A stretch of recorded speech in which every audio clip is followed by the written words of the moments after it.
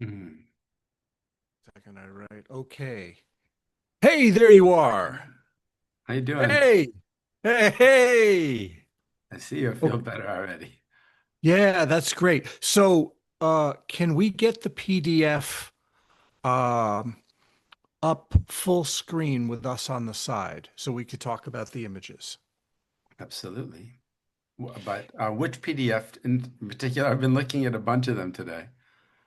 The last one that I sent. Just the single image of the note cards? No, no, no. It's a The I one can that was send called it. Yossi? Yes. It has, I think, um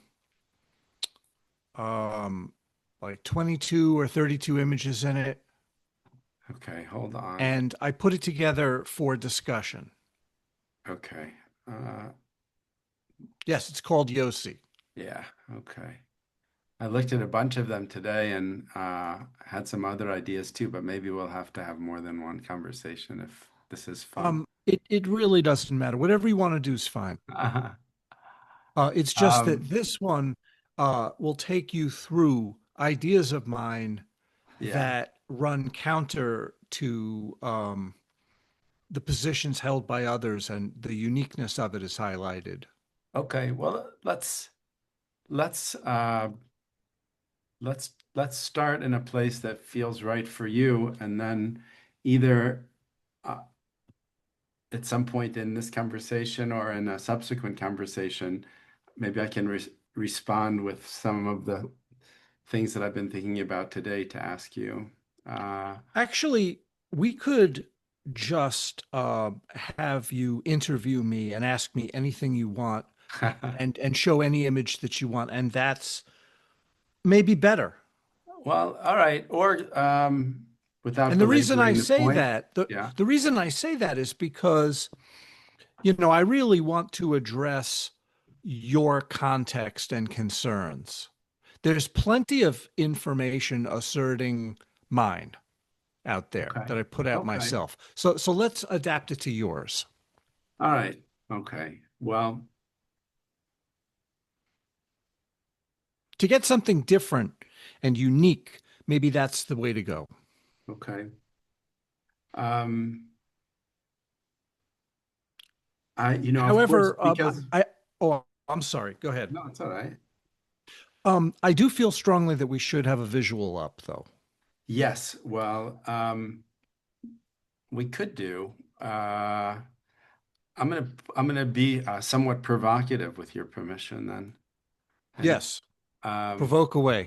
it's not very provocative. It's what people maybe, if I may, people like us may find it provocative. Most people simply will find it utterly without. Well, most people don't care at all. So, Exactly. yeah. Now, I'm not exactly sure what that looks like on your screen or on any kind of Zoom It looks perfect. screen, but as I was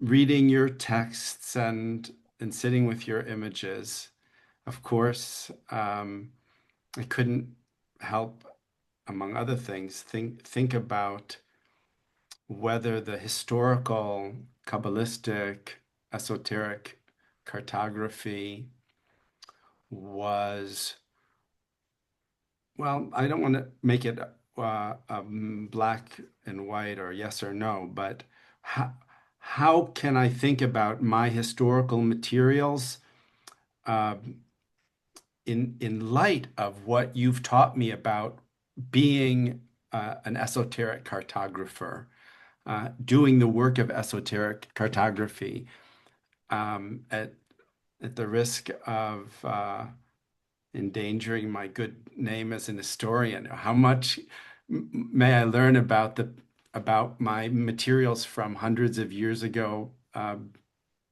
through you? I know that often uh, you present yourself as someone who's a proud heretic and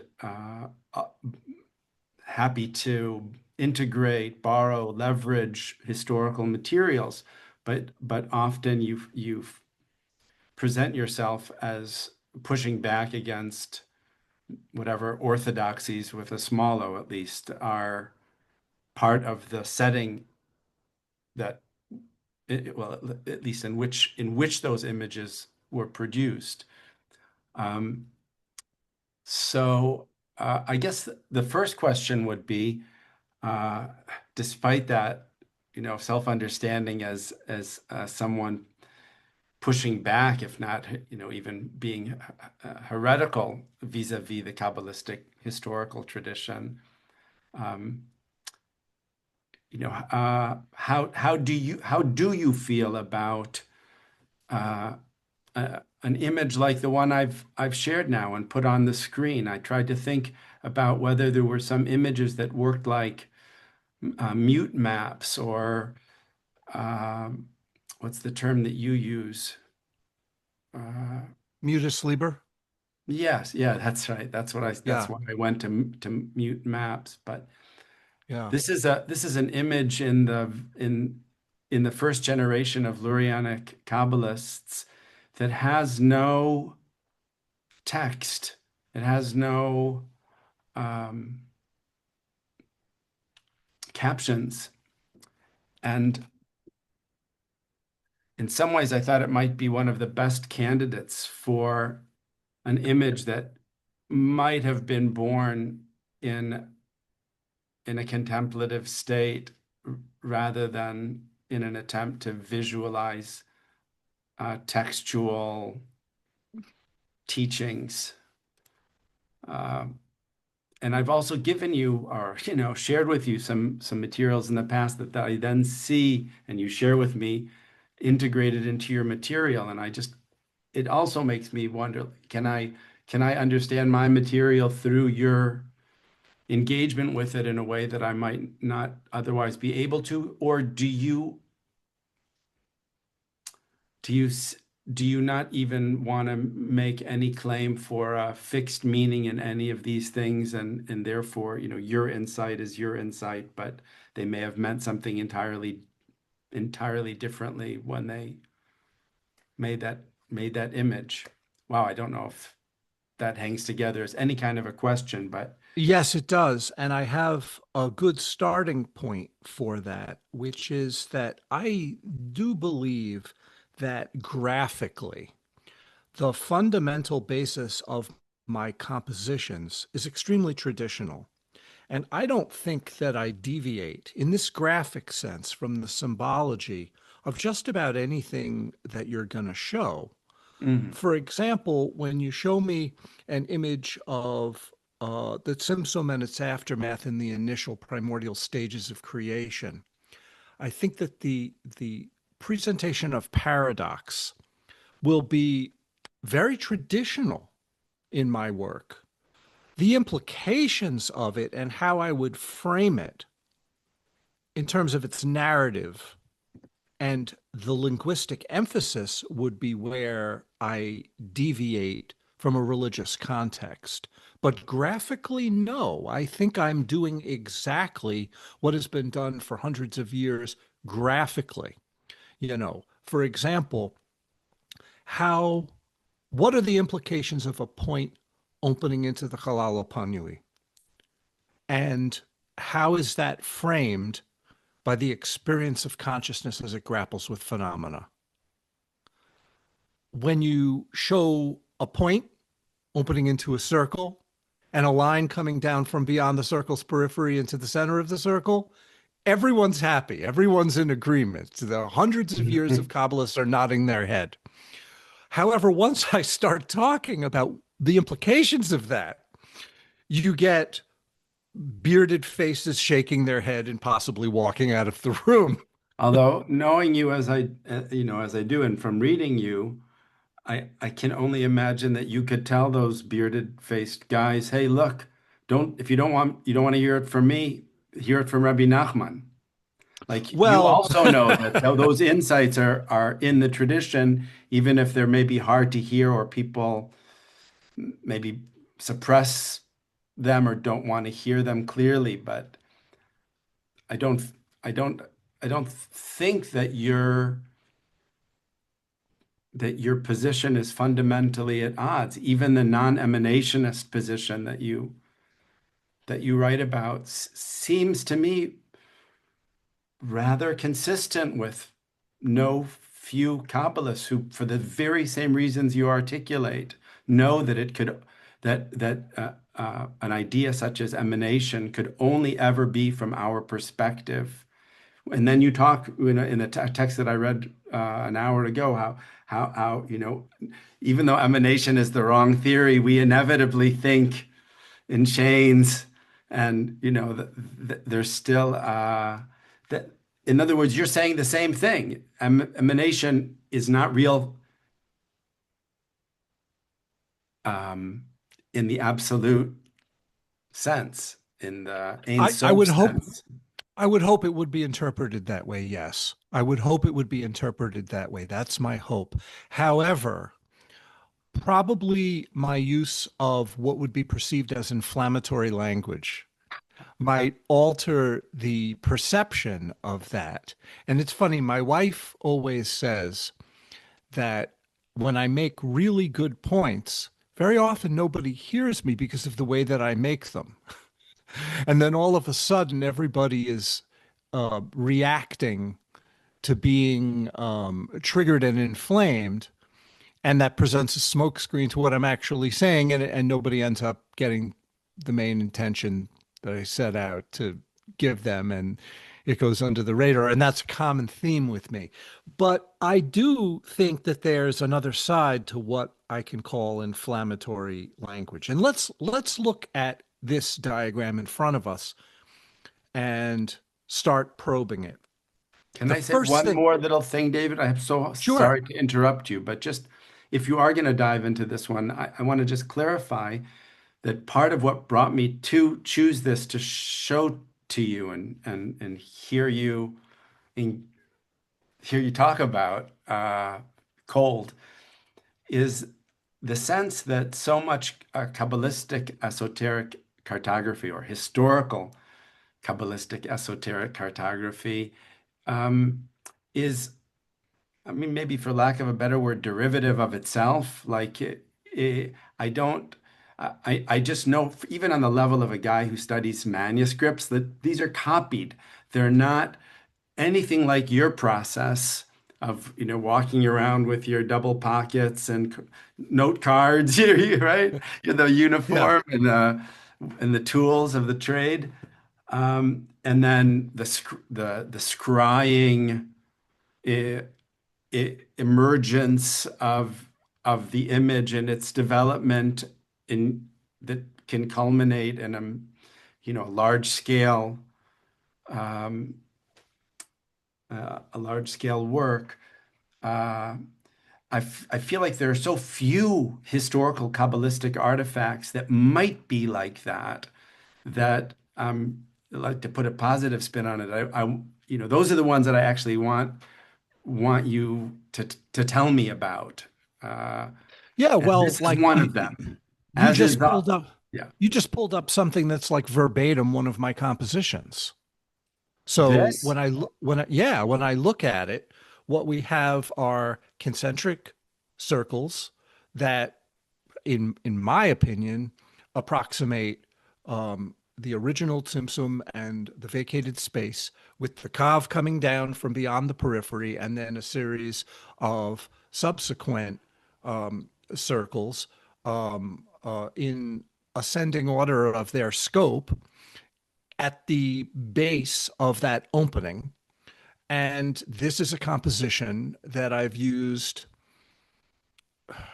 tens of times as the basis for an exploration.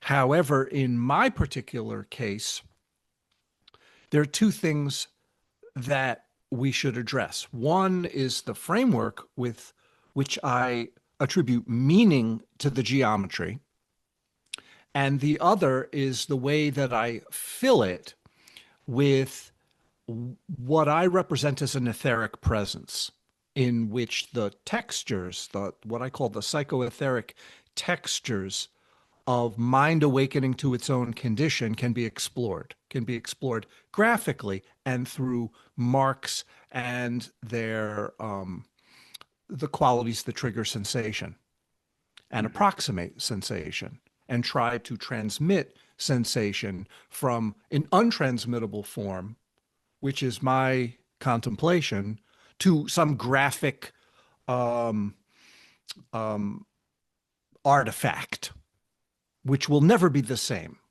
Mm. That bridge once crossed can never be uncrossed. I will never be able to take my contemplation and represent it. So esoteric cartography becomes the seal of an impossibility.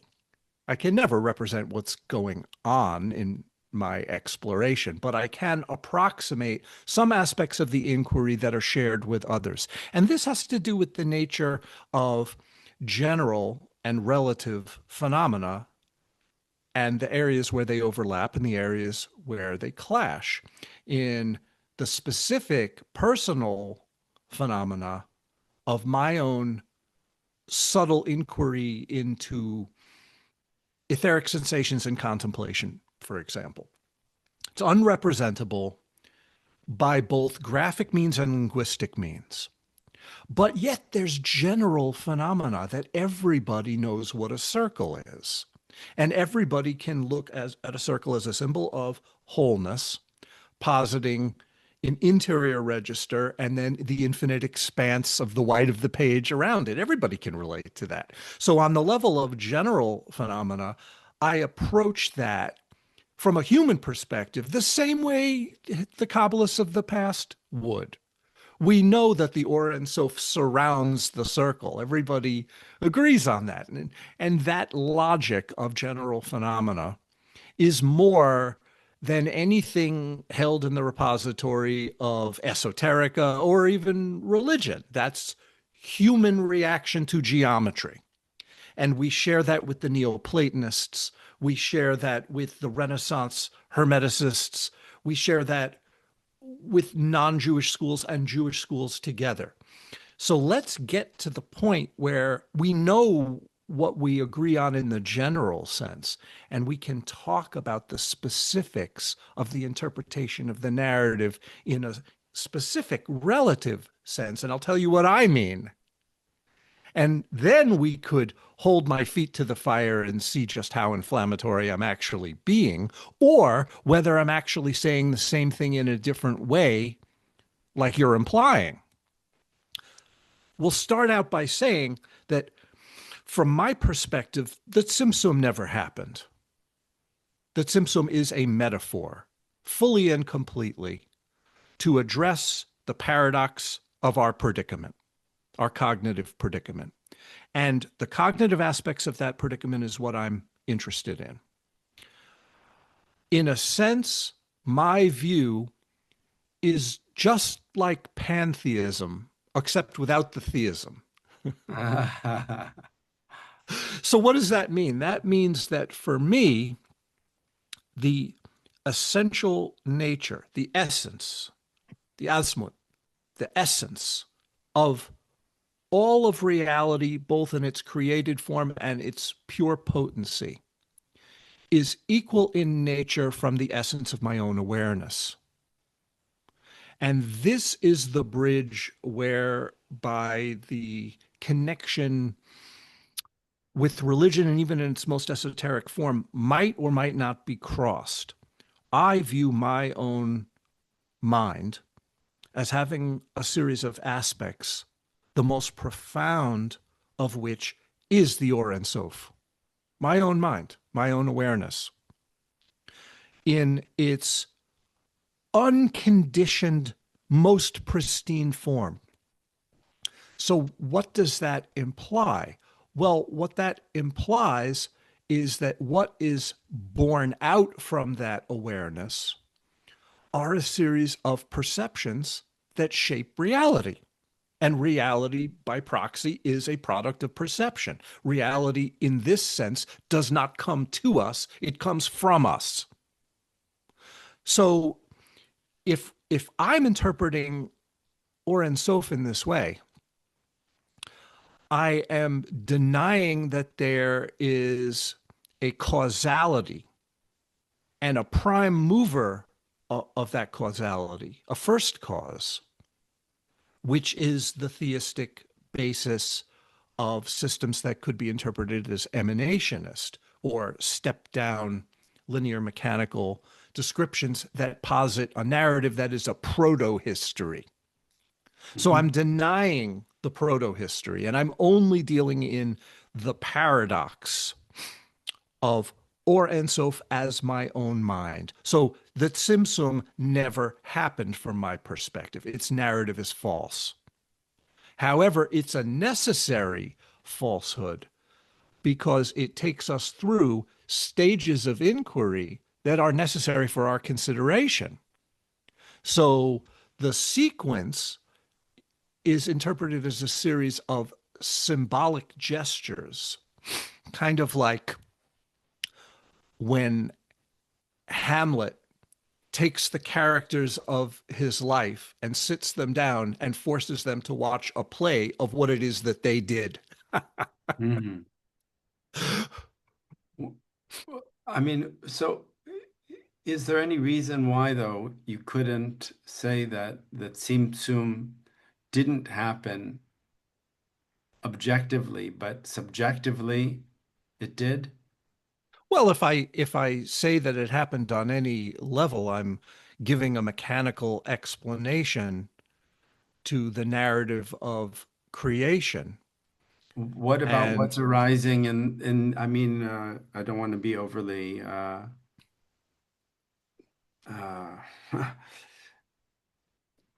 new agey about the way I phrase it, but what's it's arising just right now?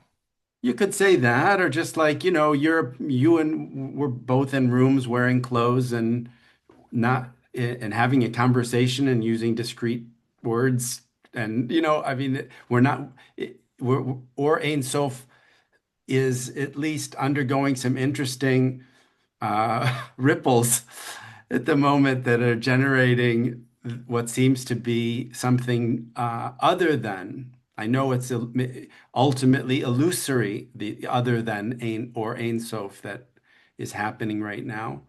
But that's why I say whether it's not possible to say that Tzimtzum happened from our point of view, but from or Ein Sof's point of view, it never happened. Hmm. The reason why I take the tone that I do has to do with the nature of change, because I believe that from the view that is absolute, um, or and Soph, which is the essence of my own awareness, is totally unchanged. And that unmodified, unconditioned nature is what is actually true. And I cut to the highest Right. as the basis of my view. So when I consider about what it would be from my perspective, I am putting myself in a position where what I really believe is called into question because I have to be very clear about what is relative and seemingly diminished from my own perspective and say that that is a secondary consideration to the primary consideration, which is the absolute supremacy of the highest view. Hmm. And that's what I'm sticking to. So, Okay. from my perspective, you could say symbolically that Tzimtzum is continually happening. And of course, I agree with that, because then we invite a discussion of the opacity or transparency of its layers. And that's relative phenomena. That's specific to consciousness. But Right. we still have to be grounded in a view that we actually believe in. And the view that I actually believe in is, like I said, and I wasn't kidding when I said it, it's like pantheism except without the theism. Okay. I mean, you wouldn't know. Nobody, I think, ever who ever thought of Ein Sof thought that there was a theistic that Ein Sof was a theistic notion.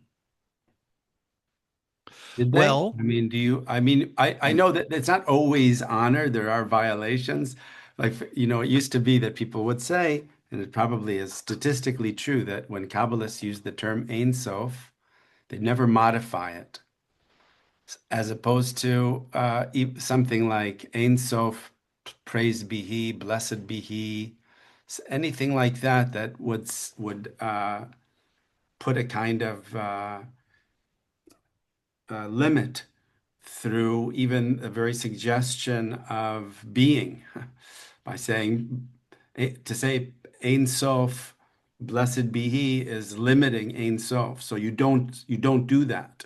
Ein Sof is Ein Sof. It's not a theistic notion, I think, in itself. So because as a person who keeps their eye on or Ein Sof, it only makes sense to me that you would be pan without the theism. But it seems to me that that's what it means to say my view, or is is is just focused on or Ein Sof. That's what I'm interested in. That's what I'm cultivating awareness of through my work. And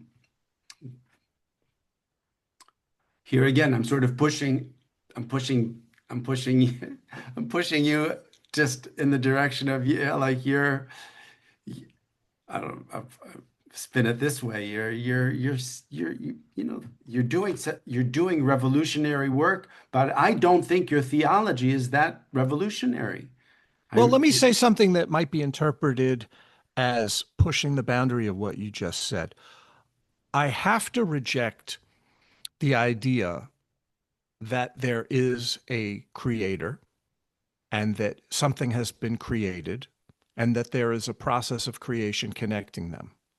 Okay. Because what that does is establish a chain of causality where there is a first cause, an effect of the first cause, and then a process bridging the cause and the effect. I Okay.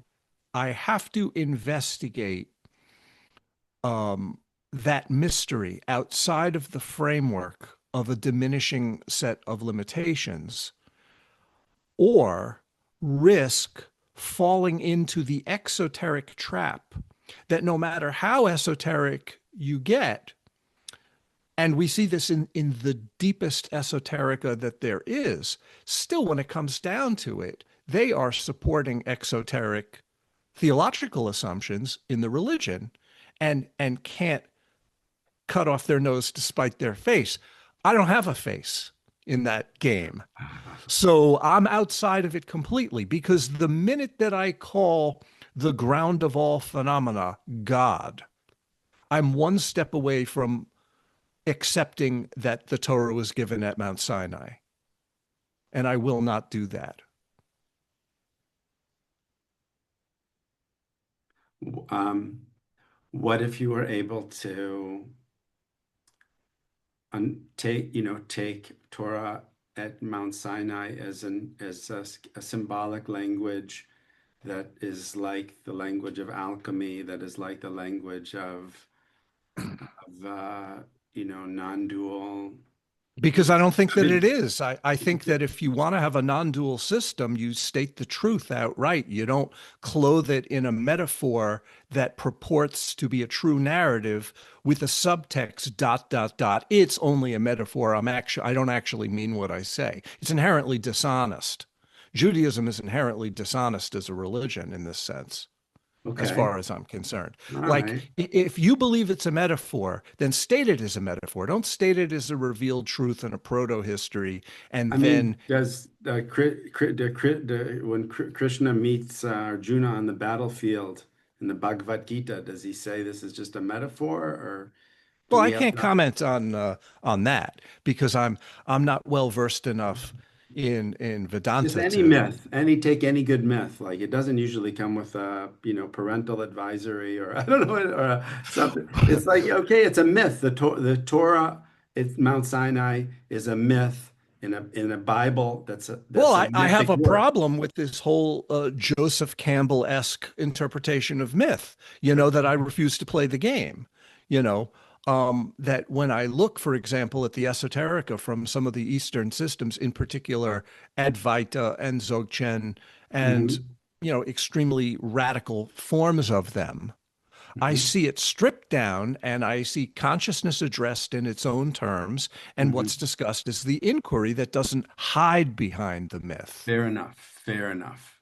So when we look at this statement that the nature of my own awareness is Or Ein Sof, that which has no end. There is a paradox that this infinite nature presents itself as the finite in the garments of the finite.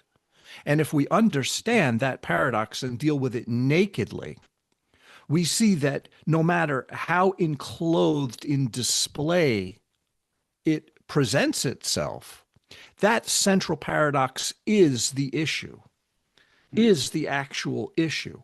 And to me, that's what the Tzimtzum represents, that it represents the ground presenting itself as pure paradox, appearing in bounded, limited, contained form, but being essentially unlimited and uncontained, appearing it as modified conditions, but it is essentially unconditioned and unmodified.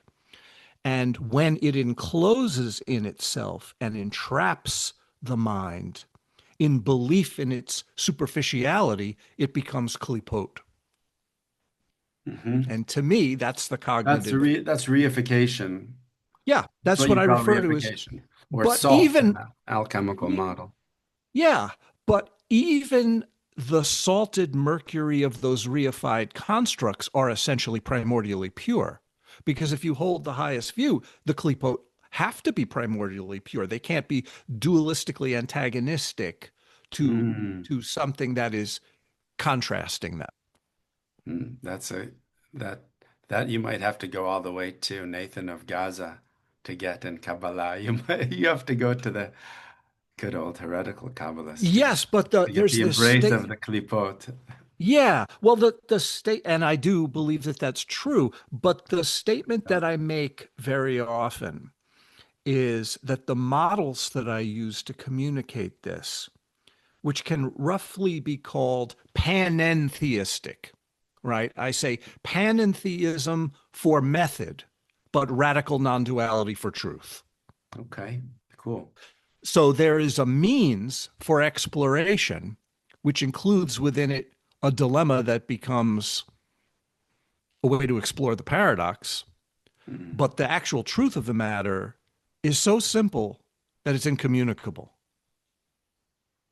So if we want to take the means as the truth, meaning like these paradoxical models of the paradox, if we want to see them as a proto-history, as some people do, and we both know that a lot of people take them as literally true in the Orthodox community, I that's where I draw the line and say I refuse to do anything that supports that model of a proto-history, which supports the mythological narrative as a truth.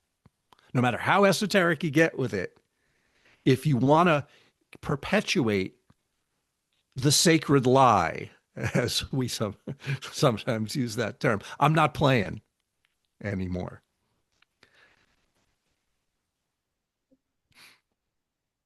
Okay. You're what was it? You put it very nicely a couple of moments ago. You said something about how your was it about your work? Maybe it was with the Tzimtzum in your work. What I'm thinking now in response to what you've just said is the extent to which your own work might be reified by people looking at it and seeing traditional symbols. And I wonder if, if I'm right about that, then does the fact that your own work can be misread in that way um, raise any concerns about the dismissal of that that you've just made of other um, of systems that you've dismissed or or criticized as mythic and at best mythic uh, distractions from what square encounters with truth and saying what it is, what it really Well, is. I wouldn't exactly say that I dismiss them. It's just not what I'm doing because the work that I'm doing is neither religious nor secular. And that's a pretty important distinction Mhm. because to dismiss those systems, sort of implies that that's part of my role to cast judgment upon it. It's sort of none of my business. I'm outside of that business. What I'm doing is not a commentary on a religious framework or a secular framework for that matter. There really isn't an adequate title for what it is that I do. I am not stating what I believe is a revealed truth. I'm an explorer exploring graphically, mapping out a contemplative practice that's derived from a combination of other sources. So when I made that statement that could very rightly be interpreted as a dismissal, you said, well, what about Krishna and the Bhagavad Gita? What about these other systems? Well, they're religions too. And I'm outside of the framework of religion itself as a way to frame the exploration. And I don't also view it as a secularized process of examination because that carries with it its own set of reifications that are damaging and toxic in the extreme. So rather than cast judgment on these things by saying that I accept them or deny them or dismiss them, I would prefer to just talk about my own work Yeah. without casting the stones at the Yeah. works of Fair enough. others, you Yeah. know. I And just, maybe it was picking it was a straw man because, first of all, I agree with you. Uh, Maybe it wasn't stated so explicitly by you, but agree that the Orthodox Jewish world regards the Torah Sinai revelation as historically true, and demands that its adherents uh, believe this childish story that even. But my point as an historian and as a more of a critical thinker is that I have no difficulty going back 1,000 years and finding examples of rabbis who said quite explicitly it's idiotic to take this as an historical narrative. It couldn't have happened that way, and to think of it that way, you'd have to be some kind of second grader. But the whole of Orthodox Judaism is second grade theology for the well, most part, I'd isn't. rather just remove myself from the entire discussion and say it's none of my business. I got work to do, Okay, and the work that I have to do has to do with my own expression of consciousness and taking a radical level of responsibility for it. right. Because in the radical expression of my own consciousness, the paradox of the Tzimtzum is being enacted right now. And if I don't account for it as a lived through experience, it becomes a theoretical model, which is then applied to techniques of practice. And theories and techniques is not really what I'm doing here, although it might seem that way to others who misinterpret it. It's not about theories and techniques. It's about living through these models completely so that the consideration of them, the sort of conceptual consideration of them, can evaporate and the models can take over. And my own flesh and mind can be a direct display of these models. And I can wear them, I can wear the vision of these models as reality itself in a naked, honest, direct way that doesn't need the interface of mythology and doesn't need the interface of some second or third hand report on it, even through, for example, geometric or poetic means, that I would wear them as well. And what that has to do is the down and dirty business of surrendering my mind in the moment of contemplation to the actual communication here that's being transmitted through these models so that that persists and my personal concerns subside. And in the subsuming of my personal concerns as irrelevant to the work at hand, the actual contemplation, the work of contemplation totally takes over. And to live like that and to map out the exploration like that is this idea that one lives a continual state of discovery, that there's no end to it, that I'm not living out the revealed truth from any source that has been bestowed upon me. I simply explore as honestly as possible outside of that framework, giving myself over to it. And it takes over because there's nothing more important to do with my life, that I serve that. It's the boss. I'm not the boss. It's the boss. And I work for the boss. And the boss is not some authoritarian author of a Torah or any kind of entity framework that you could posit as an intelligence. It's the nature of open space, which is completely presentational. It's not a void. Its openness is not a nothingness. It's the clarity and lucid, vivid liveliness that presents itself as reality and seals itself as reality, both within my mind and around my mind as the world of phenomena that my senses apprehend. So to give myself over to that paradox without creating reifications and divisions that set up opacities or roadblocks along the way, that's more than enough for a lifetime Yeah. without my having to negotiate the veracity of the vicissitudes of religion, which, believe me, that you could get so sidetracked with that, that all that time could have been better spent. So I'll tell you, this is part of the reason why, at a very early stage of my development, as an English speaking American guy who is, I'm largely a primitive, right?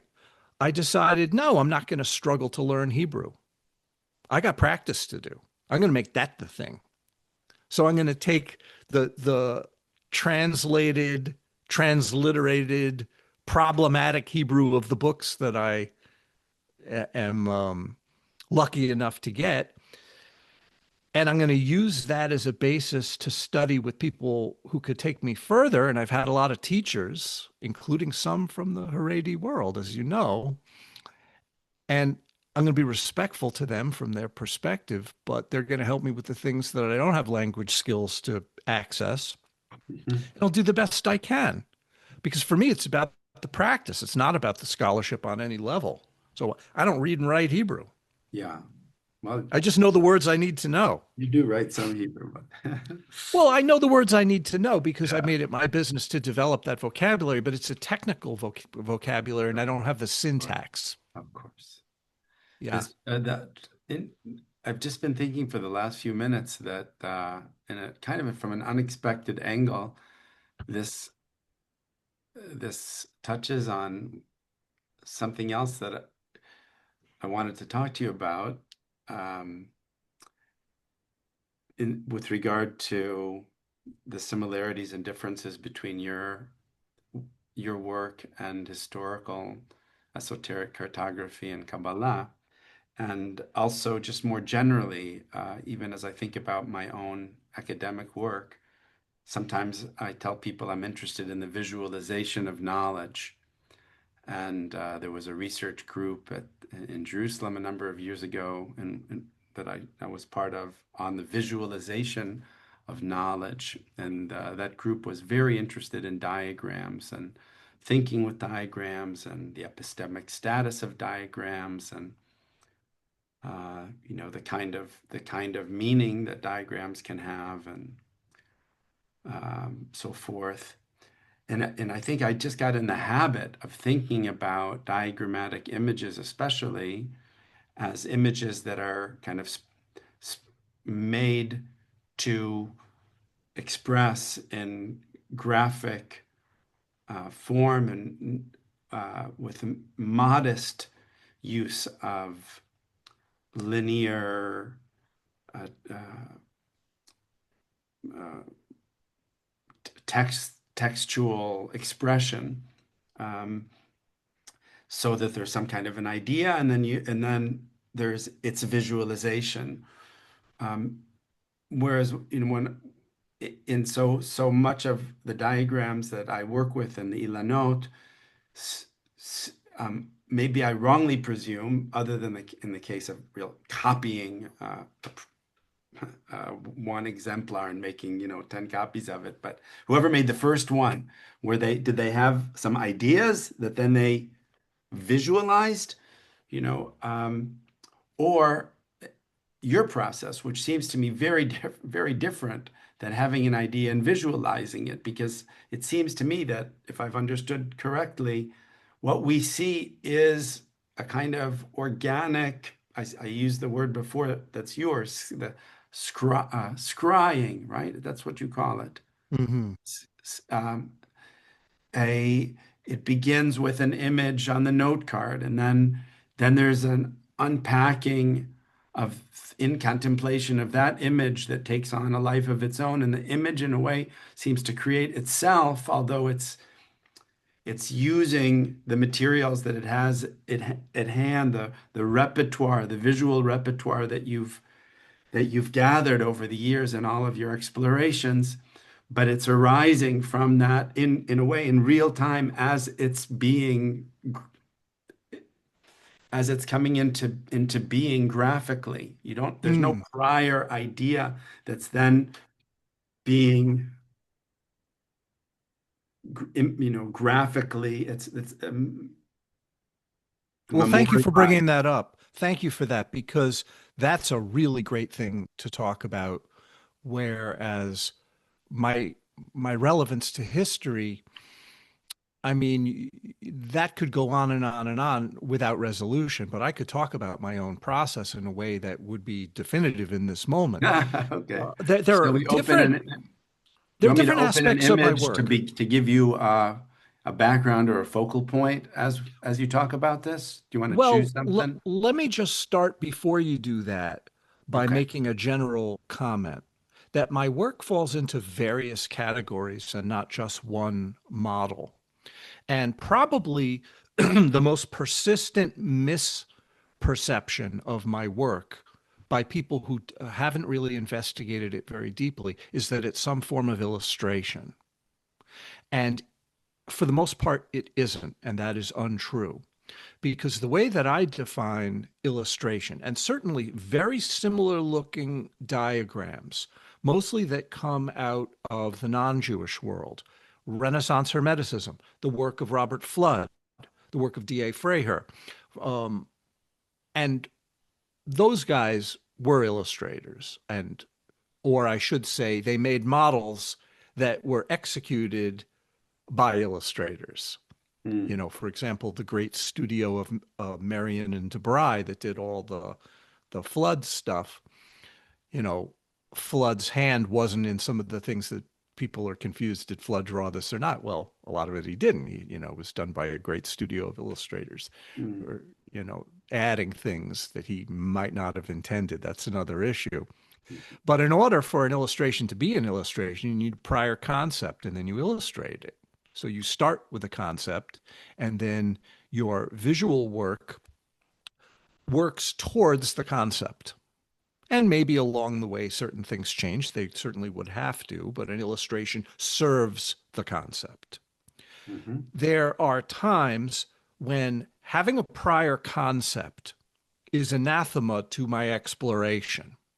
And the scrying aspect that you're talking about is this idea that I have to start by subsuming my mind in a state of unknowing, because the imposition of any conceptual reference point would completely take away the exploration that I'm trying to get to, which would have to be self evident under its own weight in its own process, would have to emerge spontaneously by itself. There are times when that becomes the focus, but you don't want to say that that is simplistically the explanation of what I'm doing, because certainly there are frameworks that are conceptual contrivances that have to support that activity. That activity couldn't exist by itself. It has to be supported by a context. And very often the contexts have to be self-conscious, thought out, preordained, compositional devices. For example, if I draw a circle on a page, well, that's not a totally spontaneous act. I already know what the circle is. It's already in my mind. I've already considered it conceptually so much that it can't be a scried spontaneous gesture anymore. Mm, It becomes a motif into which many things can happen. So mm, at that point, it becomes a blend of impulses mhm, where the framework is a series of repeated themes that I use as tools for the exploration. And then there's the moment of the exploration itself where anything can happen. And if it's truly open and free and anything really can happen, it has to be allowed to happen in a way that's like a controlled demolition of my psyche, you know. So in that interchange between elements, you have to be very specific about where the conceptual contrivances that are used as tools come in, where they're released, and what happens in that release. Because there's a point at which you can't just release into nothingness and expect to get something coherent. This is the essential mistake that the surrealists made with automatism, that it's not that simple. And when you look at surrealist automatism, there's a lot of conscious thinking that they're imposing upon their so-called data that comes from the unconscious. So in the end, you can't really believe them because they've compromised it like a million times before it became a final picture. mm, So, as far as I'm concerned, there must be a step off point and a large territory in between the release of my psyche and its fixations and whatever the impulses are that I'm exploring that give me the impressions that I'm going to then convert to visual impulses again. And I use a term from Rebbe Nachman for where that takes place. I call it the chamber of exchanges. And in that chamber, which is a visionary place, it's actually, I don't want to say place in a reified sense as if it's a designation or a location, but it is a space of the psyche where the psyche can abide, where I'm not in my right mind, but I'm not in a place that exists either. It's a place where impressions are given and imprinted upon a substrate. So then at that point, I have to create my own equivalent substrate to accept those impressions. And the transfer, which is where the exchange takes place, is that the series of impressions that I've discovered through contemplation can then be transferred to this substrate. And in the moment of their shaping, a lot of things happen that can make it or break it. And mhm, this is where that process of scrying takes place, because the only way that it works for me in my work is to invite the total takeover of my mind in a way that causes these forces to come alive through me. And I respect that life as having greater depth, scope, and vividness than my own personality does. And I do not attribute it to angelic presences or spirit intelligences or any of the forms that traditional occultists, esotericists, and magicians would by giving them names and qualities of function and whatnot. I don't do any of that. I deal with it as the unknown coming to life without resolving itself. mm. And in the coming to life without resolving itself, it inhabits the ink and graphite, like the physical materials. This is happening with the writing implement in hand. I don't know. because what happens, what I'm describing here is not so much about the writing implement in my hand, it's happening in the impulse of poetics. And in that poetic register, how it gets recorded, how the impressions make the transfer and get recorded from that vivified, semi differentiated form, which is largely textural. It's a series of mental textures. How it makes the transfer from that to physical textures with implements like you're asking about, I don't know. I stay out of it. The same way I stay out of a lot of things. I remain unknowing of it. Either it works or it doesn't.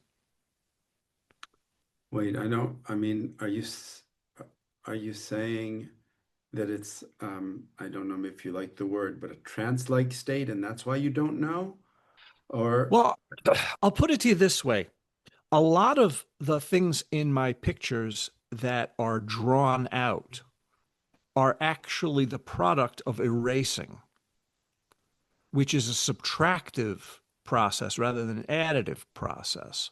So where this happens most fully for me, I can't say what happens because when you erase something, you're not drawing in a positive way. You're taking out in a negative way. So what sounds remains, like an engraving process. the residue that takes the form that comes alive very often is a result of doing something with an eraser that I could never have done. It's not possible. You couldn't have done the reverse. I couldn't have put it there. I don't have that ability to put it there. It has to come there on its own spontaneously. And I know that this happens because it happens very often more with the eraser than it does with a pencil or pen. Hmm. And that's the scrying part. That's where the magic happens. It is so incalculable that for me to think that I set out to do it and I accomplished it is like laughable at that point. So either the check's in the mail I and see. there it is, or not. It really resonates with me in Zoharic sense of engraving.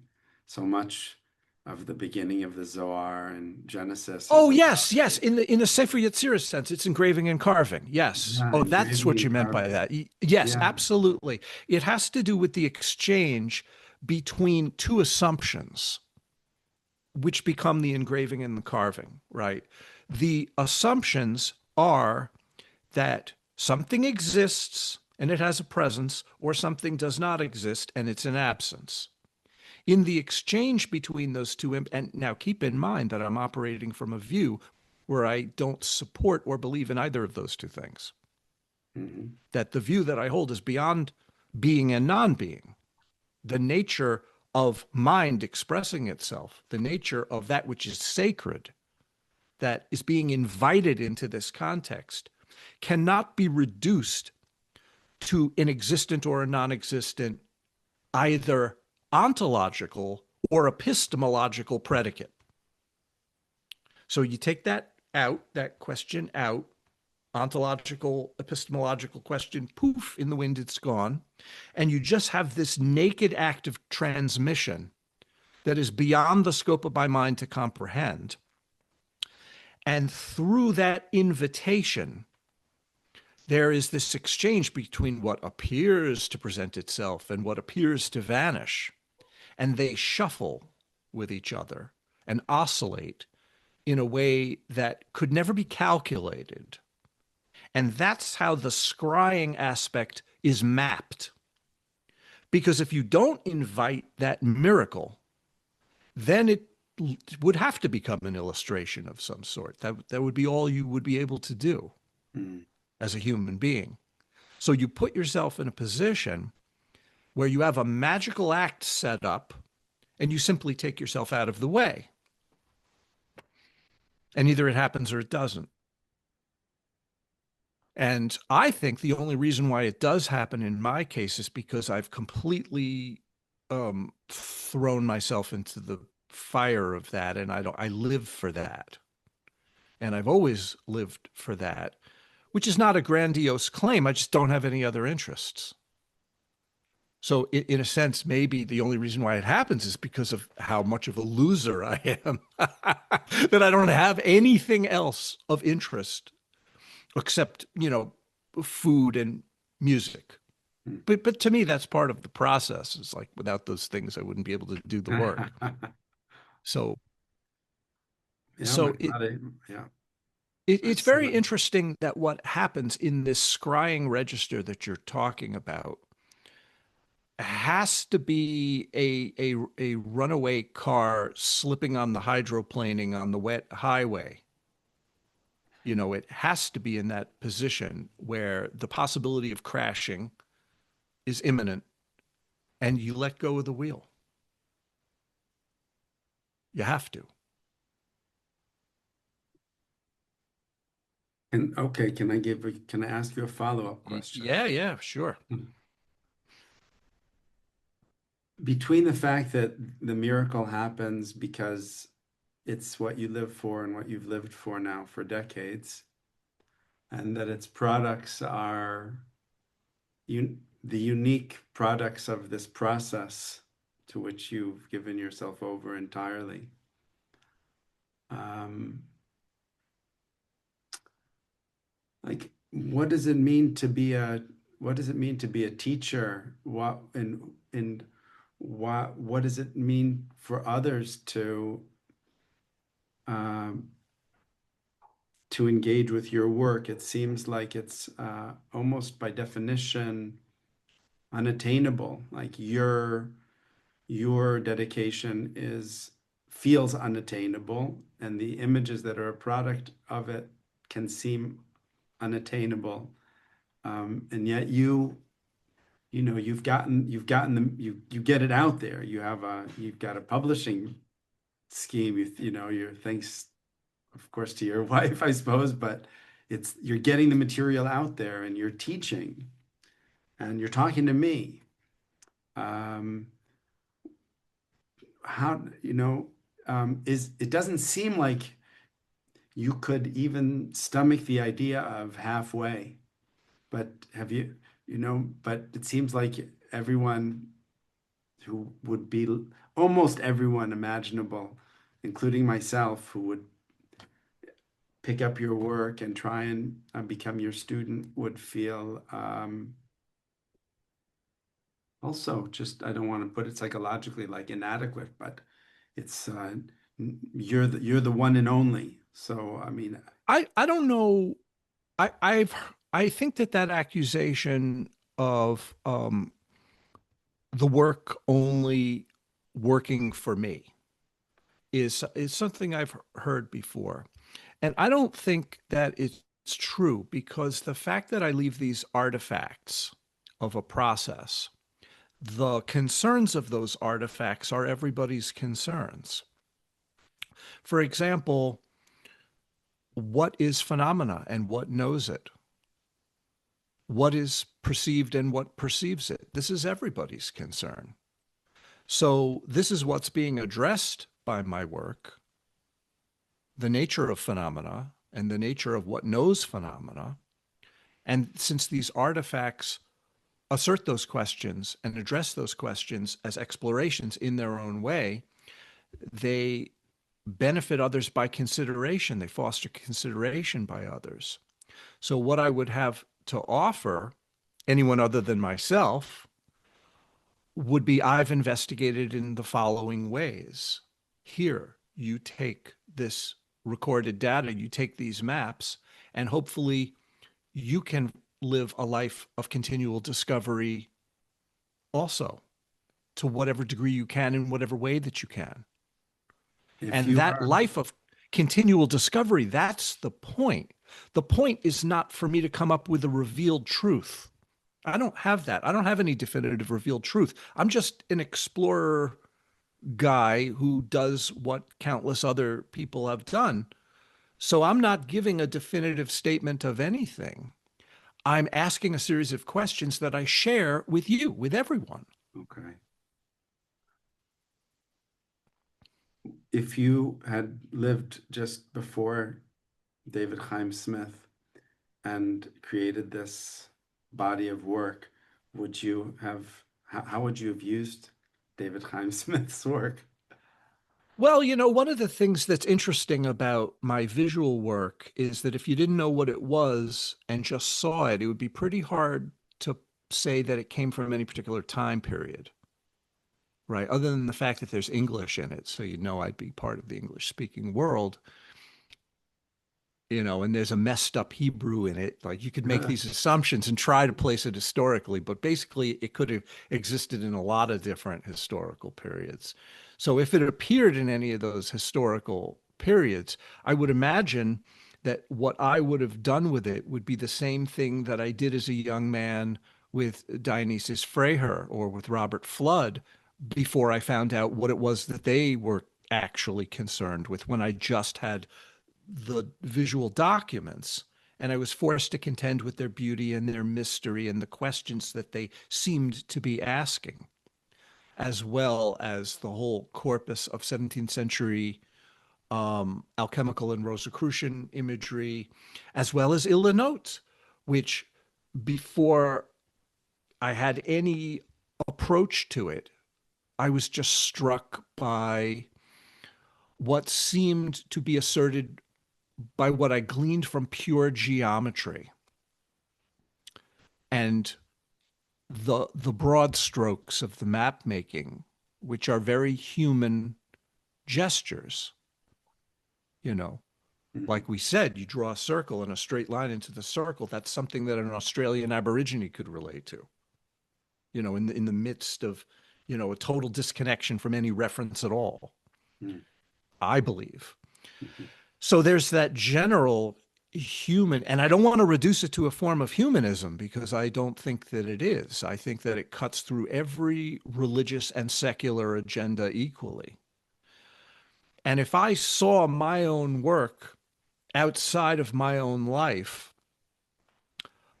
I would be forced to to make up a meaning for it that suited my exploration in the moment, and that would be completely valid. Mhm. And that's what I would want to leave. I don't want to leave a trail of breadcrumbs that someone would have to, you know, um, um, follow in some sort of stiff and contrived way. The work that comes from my own exploration should be wildly adaptable to agendas that I have not dreamt of. That would be the whole point, wouldn't it?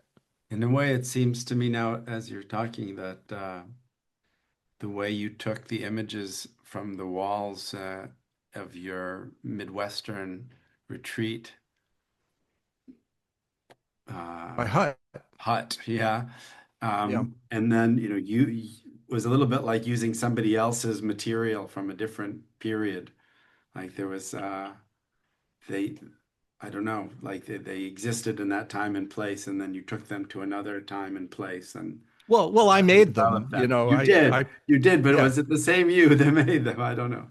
Well, the thing was that in my retreat hut in the Hermitage, where I had a connection with this group of people for 28 years, when I made connections through what was going on with my own work, I would draw on the walls, and it's a very different thing that happened on the walls because of a number of different factors, the context of where I was, the scale of the wall itself, the materials that I was using, the type of exploration was different. So the results were different. And I had covered floor to ceiling the entire interior of the hut with these diagrams, which I could not have replicated with my cards. This was a different type of exploration. And there are many types of exploration.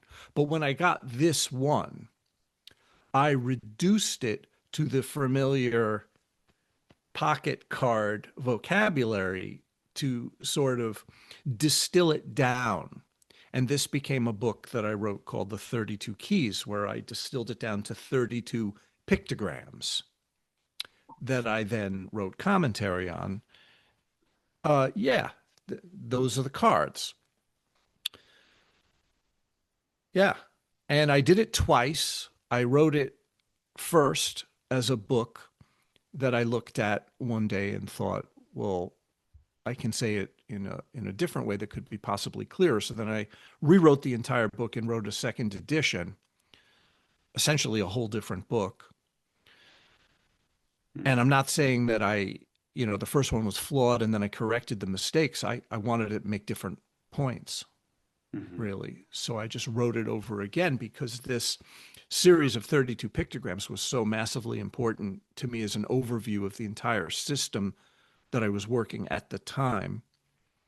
And Is it this true was that to date this is still like your most pedagogically oriented publication? no, I think that now, if I wanted to point to one thing that would sum up my work in the way that you're asking about it, would be the 20-year long scroll document where I made a digital composite of the pieces of material derived from my cards and put them together in a way that chronologically mapped their evolution over 20 years. And I'm in the process now of having this digital composite printed out, and the Oh, end result will be 6 feet long. awesome.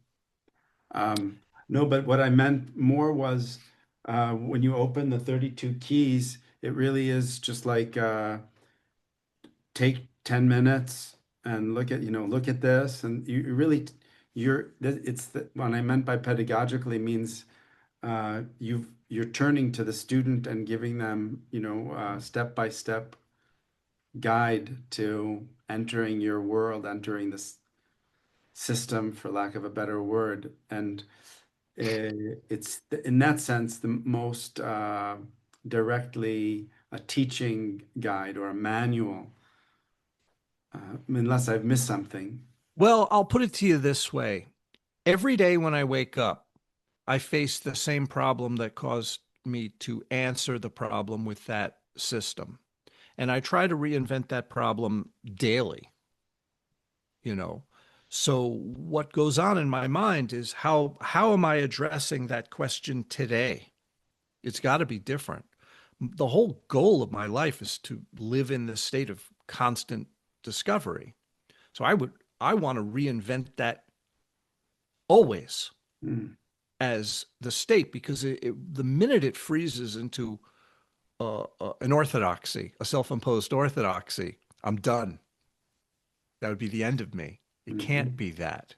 It has to be an open-ended exploration, full stop, period. So very often people ask me about that book in particular because it purports to be definitive, but it's the product of something that is radically provisional.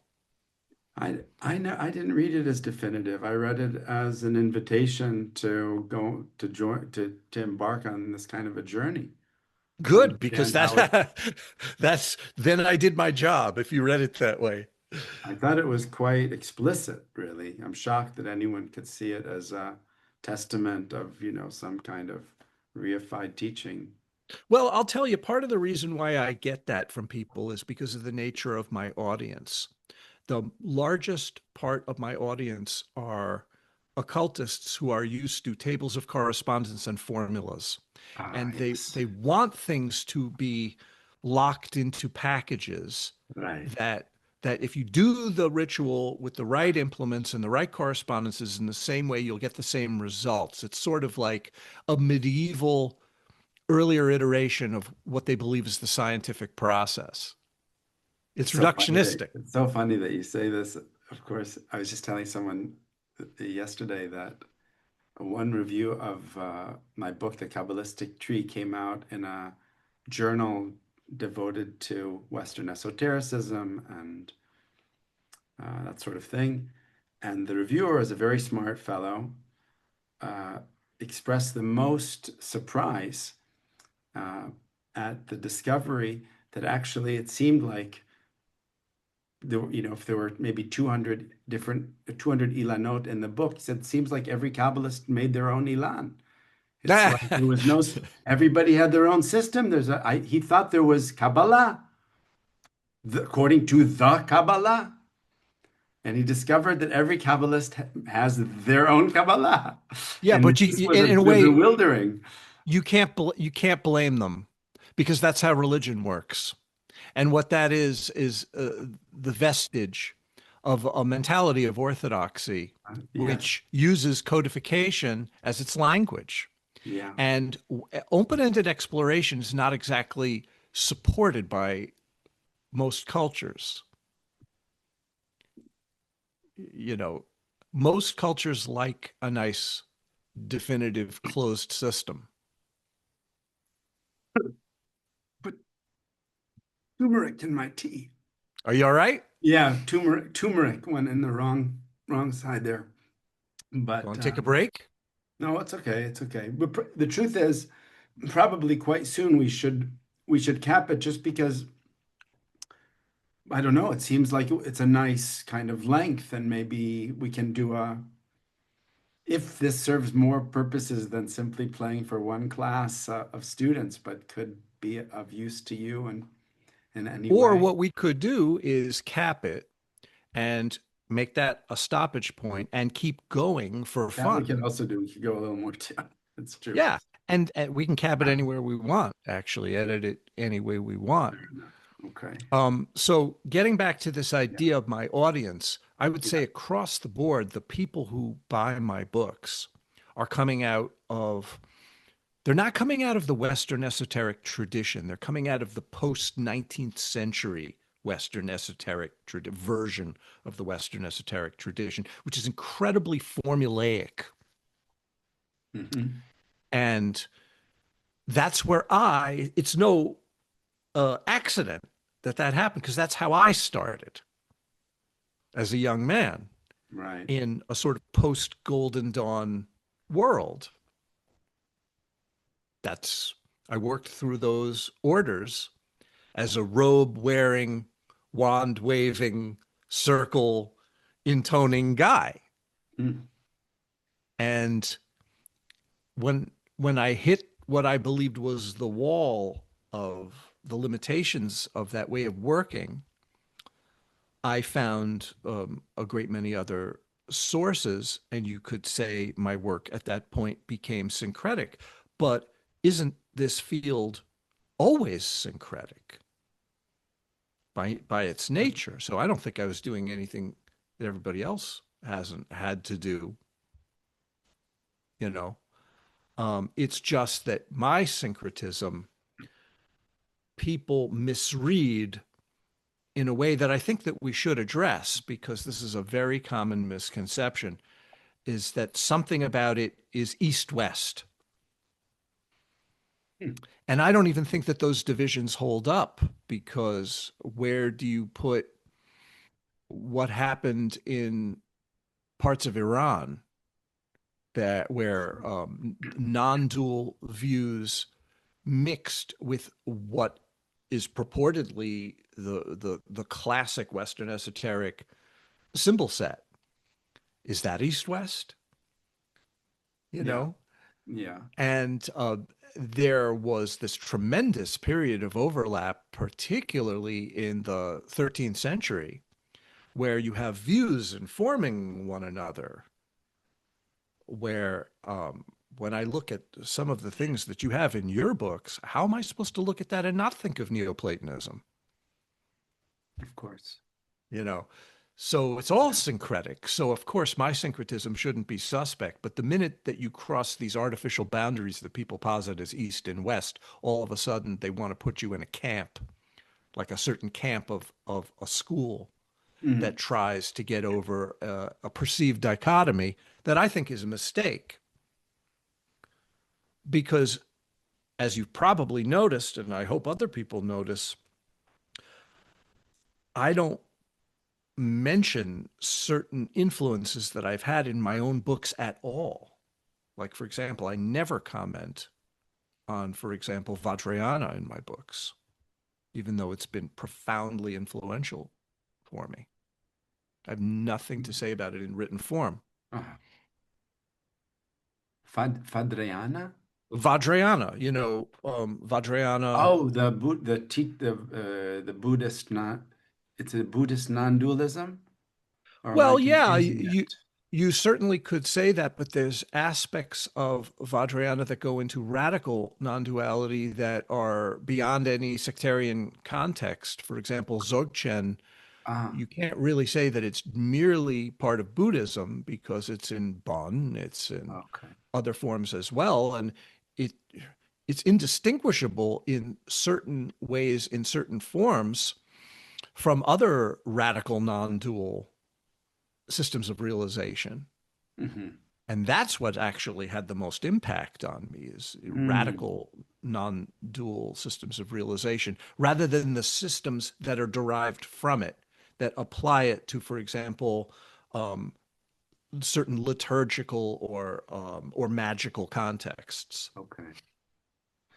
So, despite the fact that was it specifically the Dzogchen teachings from that you don't address openly in your writing?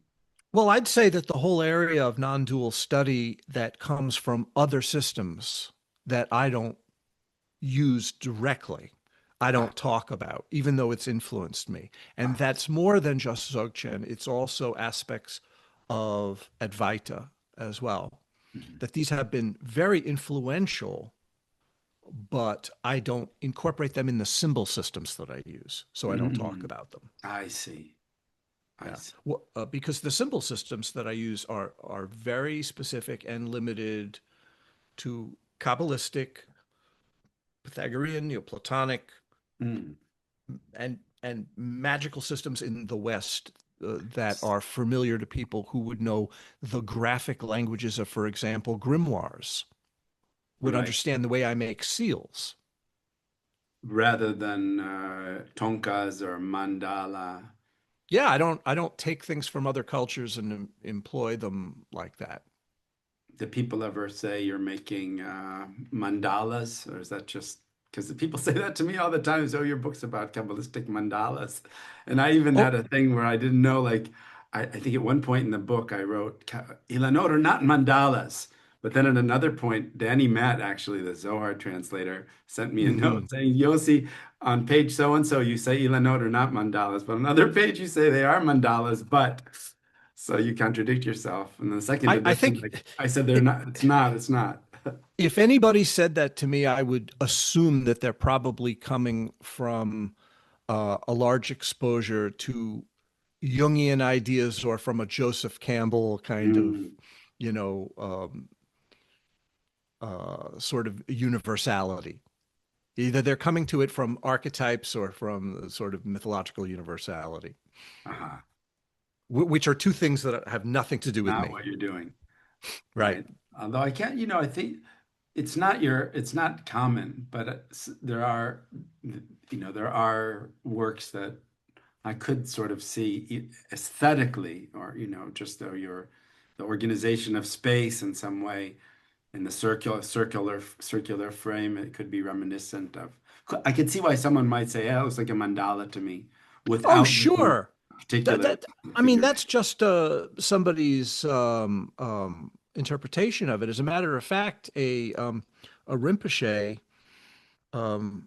Tibetan Rinpoche, Hmm. said that my 20-year long scroll looked to him like Dakini script, Hmm. and that's his perception of it. Hmm. It doesn't mean I was copying it to look like a Dakini script. Right. He just thought that it resembled one to him. That's what they say. You got it from where they got it from. You both got it from the same source. I got that from the cards in my pocket. Right. Right.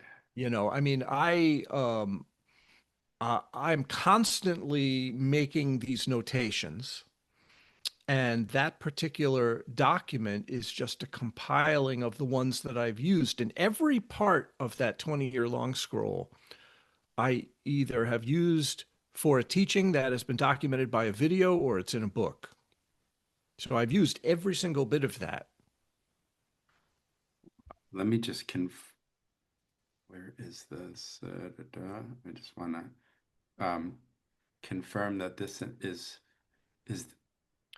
That's a piece of it. that's a piece of it, but it's not. Yeah. Okay.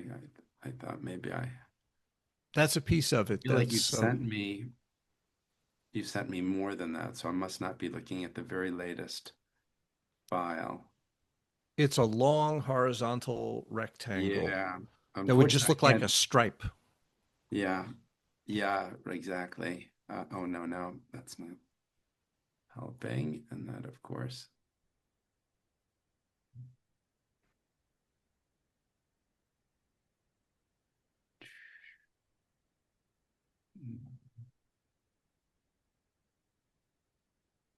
But that's an interesting thing to us to talk about because very often the scrolls that you deal with are vertical and mine is horizontal. And that Yes, that's very distinction true. actually has some um, role in how it's interpreted. I'm pretty sure I sent it to you. I know you did. I'll do one more quick thing, hopefully. And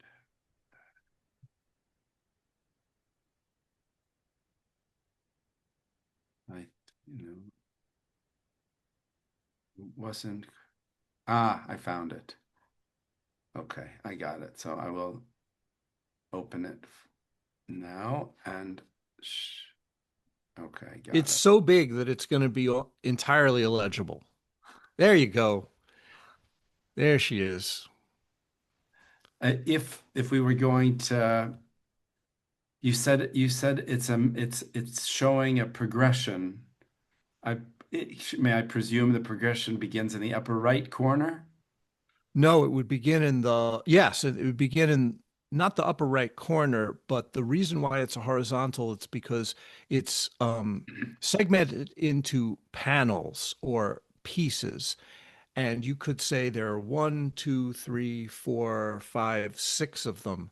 So the right hand portion, which has a little bit Ah, of a boundary, almost all of that material is from about 2005. um, And that was from the initial period before I made even one drawing, from my initial period of working with these notes and trying to decipher the text Fountain of Wisdom, which remains to me the the Kabbalistic text which is most crucial to my language. even though it isn't explicitly spherotic. That's right. The Sfirot are not mentioned at all. But I had to convert it to the language of Sfirot because that was my language. That's how I had to categorize anything. Because remember, like I said, I was coming to it from Hermetic Kabbalah. So everything was Sfirot. Everything has always been Sfirot to me. I mean, that's just how I am forced to contend with phenomena. Can you walk us through just even a little a moment of this, a stage of this? Is Sure, I think that what the Fountain of Wisdom does is it sets up this dialogue between the Aleph and the Yud in a way where the primordial is dealt with as pure wholeness and the assertion of that wholeness, and how the two aspects are not separate from each other, are not even co-emergent because they're not two, right? We could say that wholeness can be considered in a dynamic way, but if we merely look at it as dynamism, then it becomes a creator entity. And what Fountain of Wisdom seems to do is leave that question open in a way that I've always interpreted as beyond this creator and creation causal dichotomy. And it seems to assert an acausality, which through its language and metaphors caused me to question every type of reification of phenomena. Mm, So it caused me to question the solidity of substances, the location of designated coordinates as a dimensional consideration. It caused me to question the linearity of time and also the conceptual reification in coherent ideas, finally culminating in the question of existentiality itself. Does it exist or does it not exist? So, substancelessness, non dimensionality, atemporality, and the ability to go beyond the essential existential dilemma of being became to me the message of the text. And Mm, all the metaphors took me through those questions as a visionary landscape mm, where you have um, atmospheres coagulating and dissipating into etheric assertions of qualities with drops and threads that conglomerate and mhm, cluster and form networks that are self dissolving, self consuming, you could say. And when you follow this sort of visionary obstacle course, you're not left with information, you're left with impressions. mm. And what I did in the document that we're looking at is I set those impressions into letters, mostly letters from divine names, and geometry, as well as Looking at poetic the sentiments. looking at the right part of this now for what you're talking about, or the whole thing is that, like the part of The the whole thing is that. whole The whole thing is thing is that. the So whole, it but doesn't that matter right. where what's being shown on the screen now. It could be anything on the screen. Well, the reason why I'm answering, okay, the reason why I'm answering the right hand portion that way was Mm, because when I initially was introduced to the Fountain of Wisdom text by Alan Brill, mm. Good old Alan. he said, sleep with this under your pillow Ah, because he knew or had sensed or gleaned somehow that something about me, because I studied with him every week for over a year, one on one. He sensed that something about me was going to connect to this, and he said, nobody touches this text. wow. So this is probably for you. And it took me a long time to get to what he was talking about, but once I got to it, I realized that I had to essentially decode not the information of the text, but the sensations of the text Mm, through implication. And the way that I did it what was through the letters of principal divine names that I had been using in my own magical practice and geometry mm, and ecstatic poetic outbursts, which is just mhm. inherent to the way that my mind works Ah. because I'm sort of a devotional ecstatic by nature. Is that what accounts for most of the captions, if you want to call them that, the texts that are integrated even into your biomorphic images? They're, is that what you would call the poetic outbursts? Some of that text is descriptive, where I'm actually pointing to what I'm implying with the geometry or with the divine names or with the constructs, and I'm pointing things out. Some of it is descriptive, but the barrier between the descriptive language and the ecstatic poetic Like language, the banners and stuff that yeah, you use. that is a permeable barrier between those two things, and they ultimately merge with each other. And to tell you the truth, if I stopped while I was writing those statements to think, well, am I being poetic or am I being descriptive? That'll be the end of it.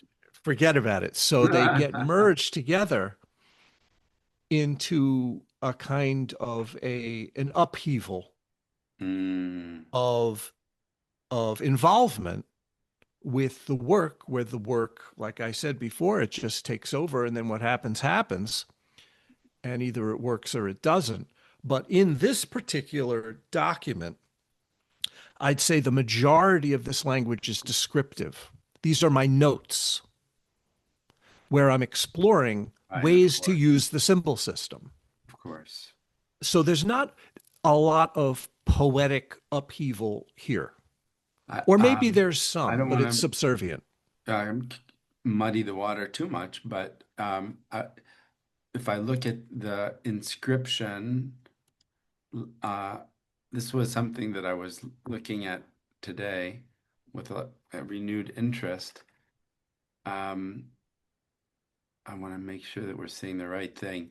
This is like kind of a special opportunity to kill two birds with one stone, because here we have, I was reading these texts today that you wrote in the bands of the circles, and uh, my special interest derived from the fact that the Ilan that you see on the left side of the screen, this is your PDF, but this one is, I think, the visionary champion of the entire historical genre.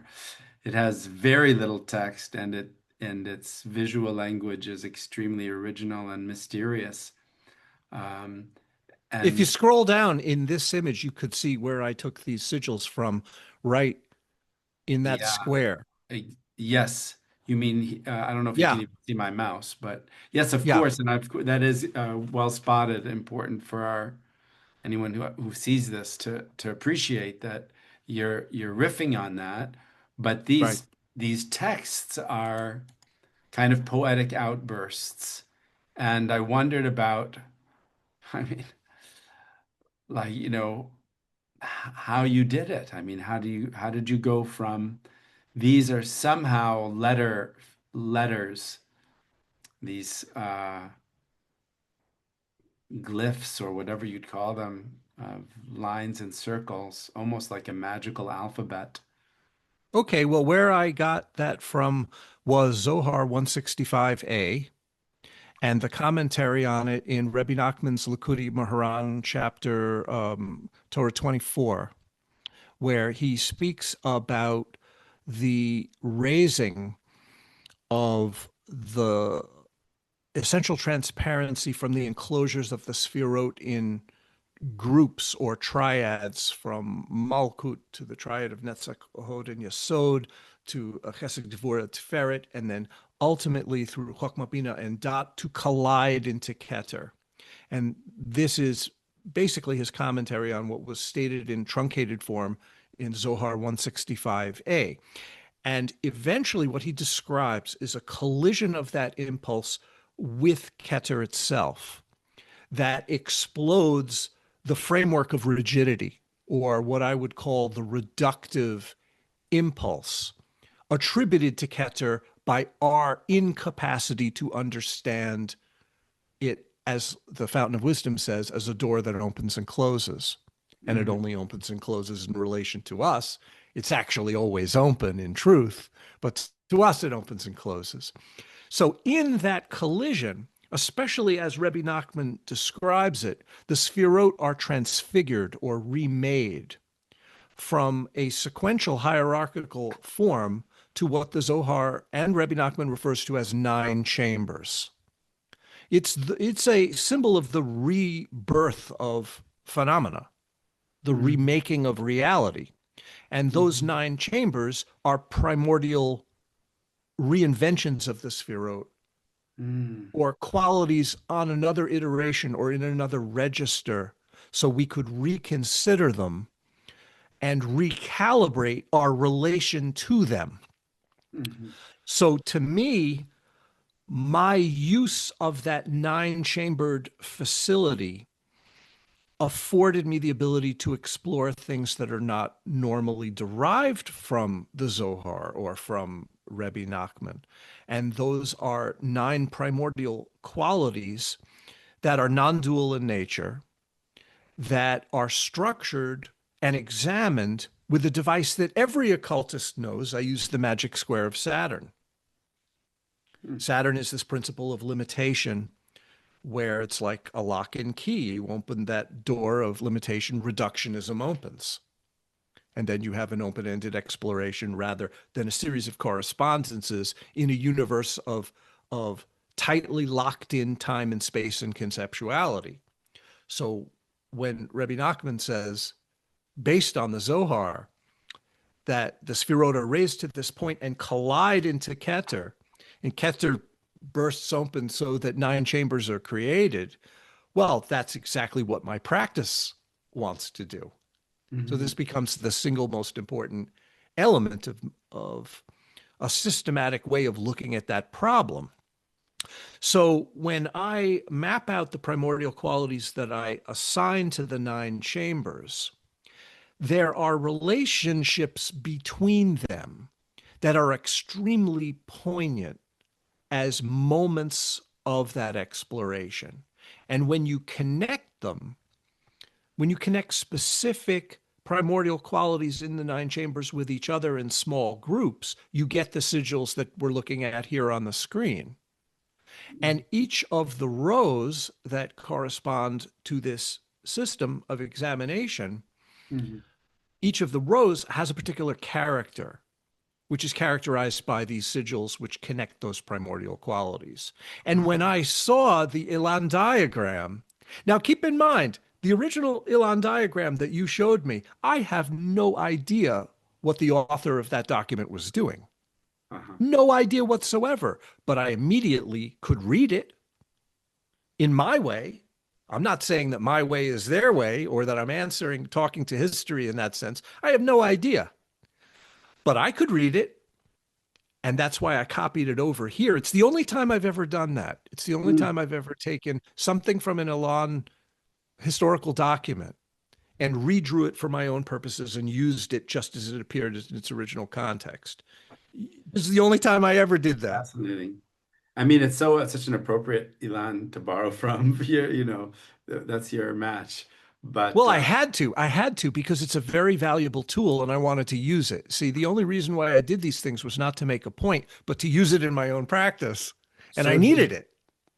what's the circles and lines here, you say, are different groupings of primordial qualities in the 9 chambers. Yes. That's kind of what, um, and did their distinctive number and array stimulate your um, associations, the fact that this is 3 circles and these are 5, and that they're connected in different ways and No, bound in different it wasn't ways. correspondence oriented. Correspondences had nothing to do with it. It was just the Okay. idea that certain of the 9 primordial qualities belonged together, and the sum of the parts made a statement that the parts could not address individually. So, for example, the top sigil, the first row, the top row, connects the attribute of pure openness in my system with spontaneous display and the act of opening. So, something about openness itself and the act of phenomena opening in the moment is immediate, spontaneous, direct, and vivid and lucidly amenable to variation. And the taste of that connection is a full body, complete mind immersion. So when I look at that sigil in this context, the contemplative expression of it is highly specific and instructive, so that I look at it and it sums up that aspect of the system in a living, dynamic way that obliterates any other thought or consideration about it. It becomes a teaching and a practice in a naked and direct way. And Mm. all these sigils do that to account for the 3 rows of the 9. Mm. So the way to do this would be first look at my map, which is based on the structure of the magic square, understand the Zohar's text and how the 9 chambers are derived, and then connect the primordial qualities that I insert there, which are really directly from the examination of phenomena. The titles of these particular primordial qualities that I used were derived from the language of a phenomenologist involved with Dzogchen by the name of Herbert Gunther.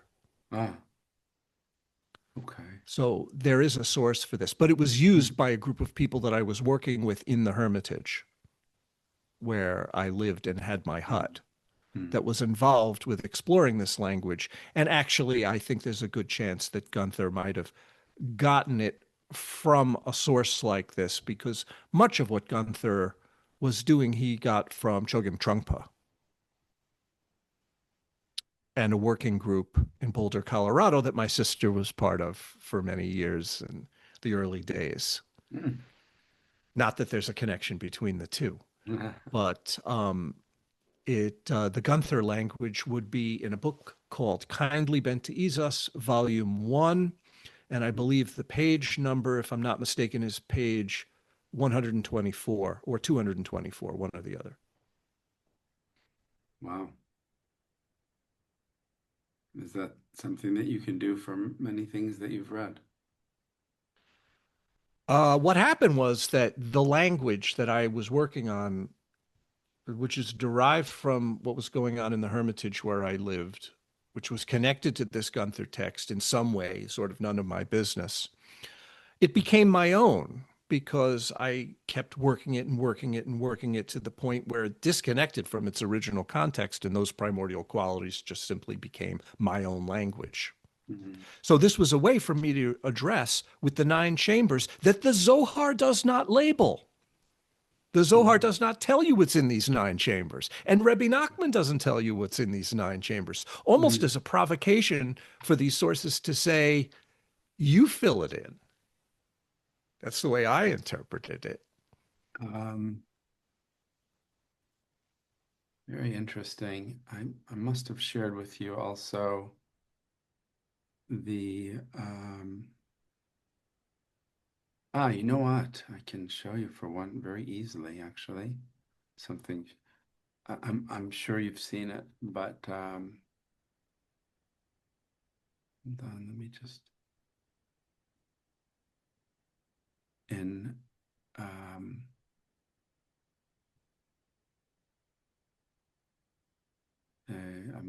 I'll share a different screen now for a moment.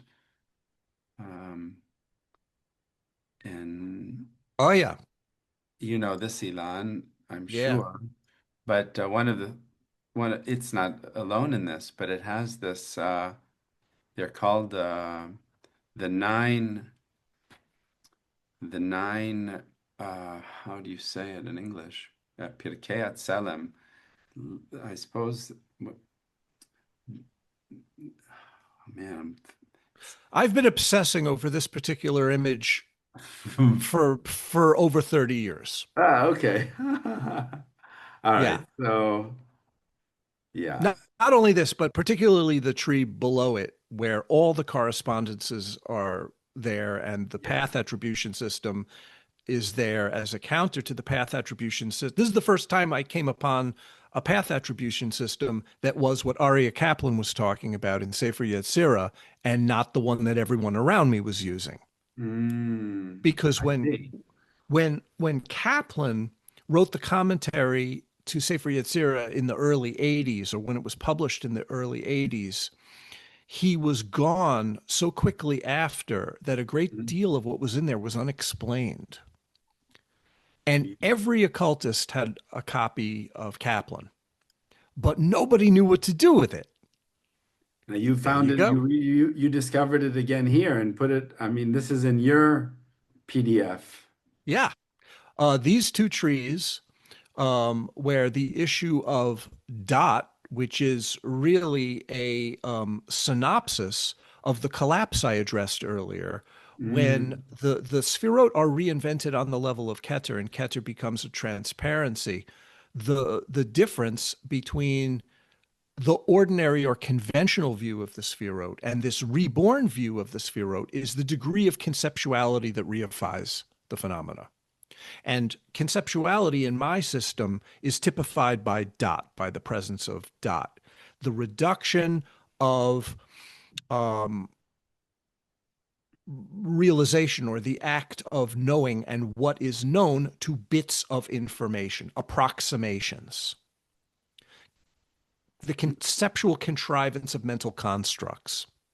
So Mhm. when you have a universe composed of information, of conceptual contrivances that are networked or mapped into associative clusters, Dot is busy at work. Mm. That's not necessarily a bad thing because, like we said before, even the Klipot are primordially pure. Mhm. However, if you believe in a universe of superficial conceptual designations as your standard, you're locked in by it, you're imprisoned by it. And in Mhm. such a context, you can't see beyond it. So, in order for you to realize the Klipot are primordially pure, and in order for even your reified constructs to be viewed as primordially pure, you have to make the breakthrough that the Zohar and Rebbe Nachman are talking about, Mhm. where Mhm. the collision into Keter bursts open what I call the Mm. lightning flash of spontaneous realization. And what that Mhm. does is takes a universe that is based in the rigidity that Dot imposes and consumes it in the fire of its own assertion so that it can be reborn and remade. So you have two trees here, the two trees of Gan Eden. The tree on the left is essentially the tree of knowledge, right? Dot, literally. And the tree on the right has no dot. It's free of that conceptual constraint. So the entire middle pillar goes up one notch. Mm. And that configuration has massive associative implications in how the Sphirot are read, Mhm. because now Tiferet and Yesod are in different positions, Yes. which it changes the map entirely. I would like to hear you say more about what that means. Well, what that means is that on the tree on the right, you have like a circle of seven midot, seven qualities that typify phenomena, and central to that is Yesod. So the mixing and conglomerating effects of Yesod are reborn, changed, read in a totally new way, so that the conglomeration that is necessary in making associative composites is now the center of a process rather than something at the end of a conveyor belt Would you that say is, also that the integration of Malchut is, I don't know what the best way of referring to it would be, but it is a kind of a non-dual. If we might say the spherotic tree is always like the nine sphirot and Malchut, this is really an integrated tree in which nothing is off the grid. It's all within the oneness of the harmonious, you yeah, know, that's why Kaplan called it tree. the natural array, He calls it you the know. natural array. Yeah. It's Uh, also because of the ease with which it corresponds to the three types of letters in Sefer Yetzirah, the 3, 7, right. 12. But most importantly for me, on the tree on the left, Malkut is spit out the bottom like a Yeah, byproduct. that's what I'm saying. Yeah, Yeah. exactly. But And in that's the tree that won.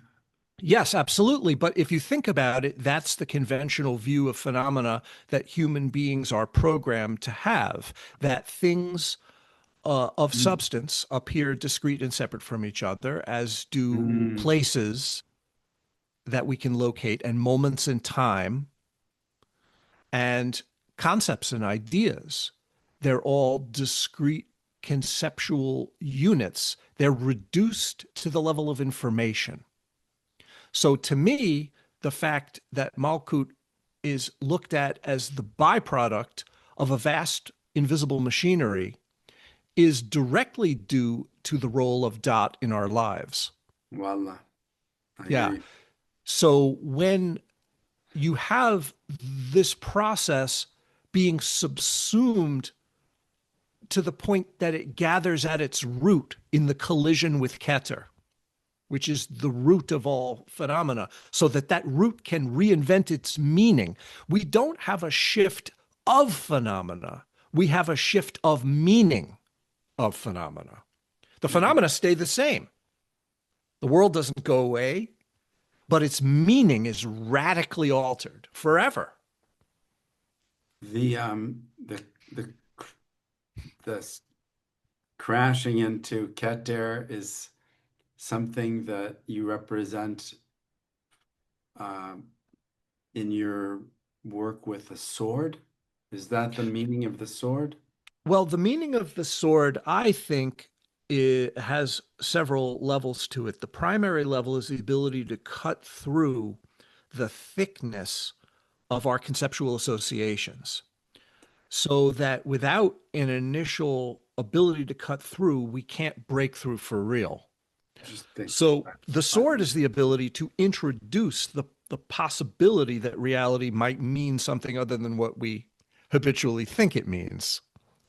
And that ability to cut through is directly related again to Genesis and the flaming sword that is held by the angel at the instance of the expulsion at the very end of the chapter. It's so is it the resonance with that and what you're saying about the new meaning that it is in the aftermath of the crash into Keter or Well, I think that there's different stages to it. For example, the sword relates to the stage that definitely involves the psyche and psychological perception, the ability to cut through. But the way ah, that I like to put I it see. is that eventually what happens as that framework deepens is the sword becomes an arrow. The flaming Mhm. sword becomes a flaming arrow. And as Mhm. the arrow soars through the sky, the soaring of the arrow becomes the sky. Mhm. So, in order for there to be an undifferentiated blend of these two impulses that we could call epistemological and ontological, in order for the act of knowing and that which is known, knowing and being to merge beyond distinction, there would have to be a dissolution of the trajectory into the expanse through which it soars and flies. So first we cut through with the sword, then the sword becomes an arrow and starts to fly. Then the flight becomes the expanse. I see. And in that moment, we're talking here about a hierarchy of realization, subtlety of realization. We have a diminishment of the hardness of the shells that encapsulate phenomena into tight little, neat little packages in networks of such packages. And ultimately, the taste of that expansiveness takes over, and the nature of that which knows and that which is known is realized as essentially Ein Sof, that which is without end. Doesn't mean that the finite presentation of phenomena goes away. It just expresses an infinite nature. That's the paradox. That's the original paradox of the Tzimtzum come to life. Mhm. So that's what I'm representing in all of these forms, that essential paradox. I mean, I'm a one shot. I'm just making that case over and over again. So to me, that's gnosis itself. Ruach HaKodesh. See, the thing is that when I call it Ruach HaKodesh, I'm saying that the Ruach HaKodesh, which is associated with the mind and with realization, is the Ruach Elohim. That in the Ruach Elohim, the undifferentiated median zone between form and formlessness, and my realization of it become the same. And the Fountain of Wisdom says that outright, that Ruach HaKodesh is Ruach Elohim. That's a pretty radical thing to assert. So, and there's a number of things of that radical nature in that text. Yeah, yeah. Wow. Hmm. Um, So the main thing about my work, and this goes back to a comment that you made before, which is really, really good comment and question that you asked, which is what are other people supposed to do with what I've done? It's consider these questions. And in the consideration of these questions, I've given examples using symbol play in many, many forms. So they're out there to be considered. Hopefully, they will be absorbed and adapted as people will use them because they're open ended. These they seem to be artifacts that I produced, but it's just essentially me asking a bunch of questions. Mm,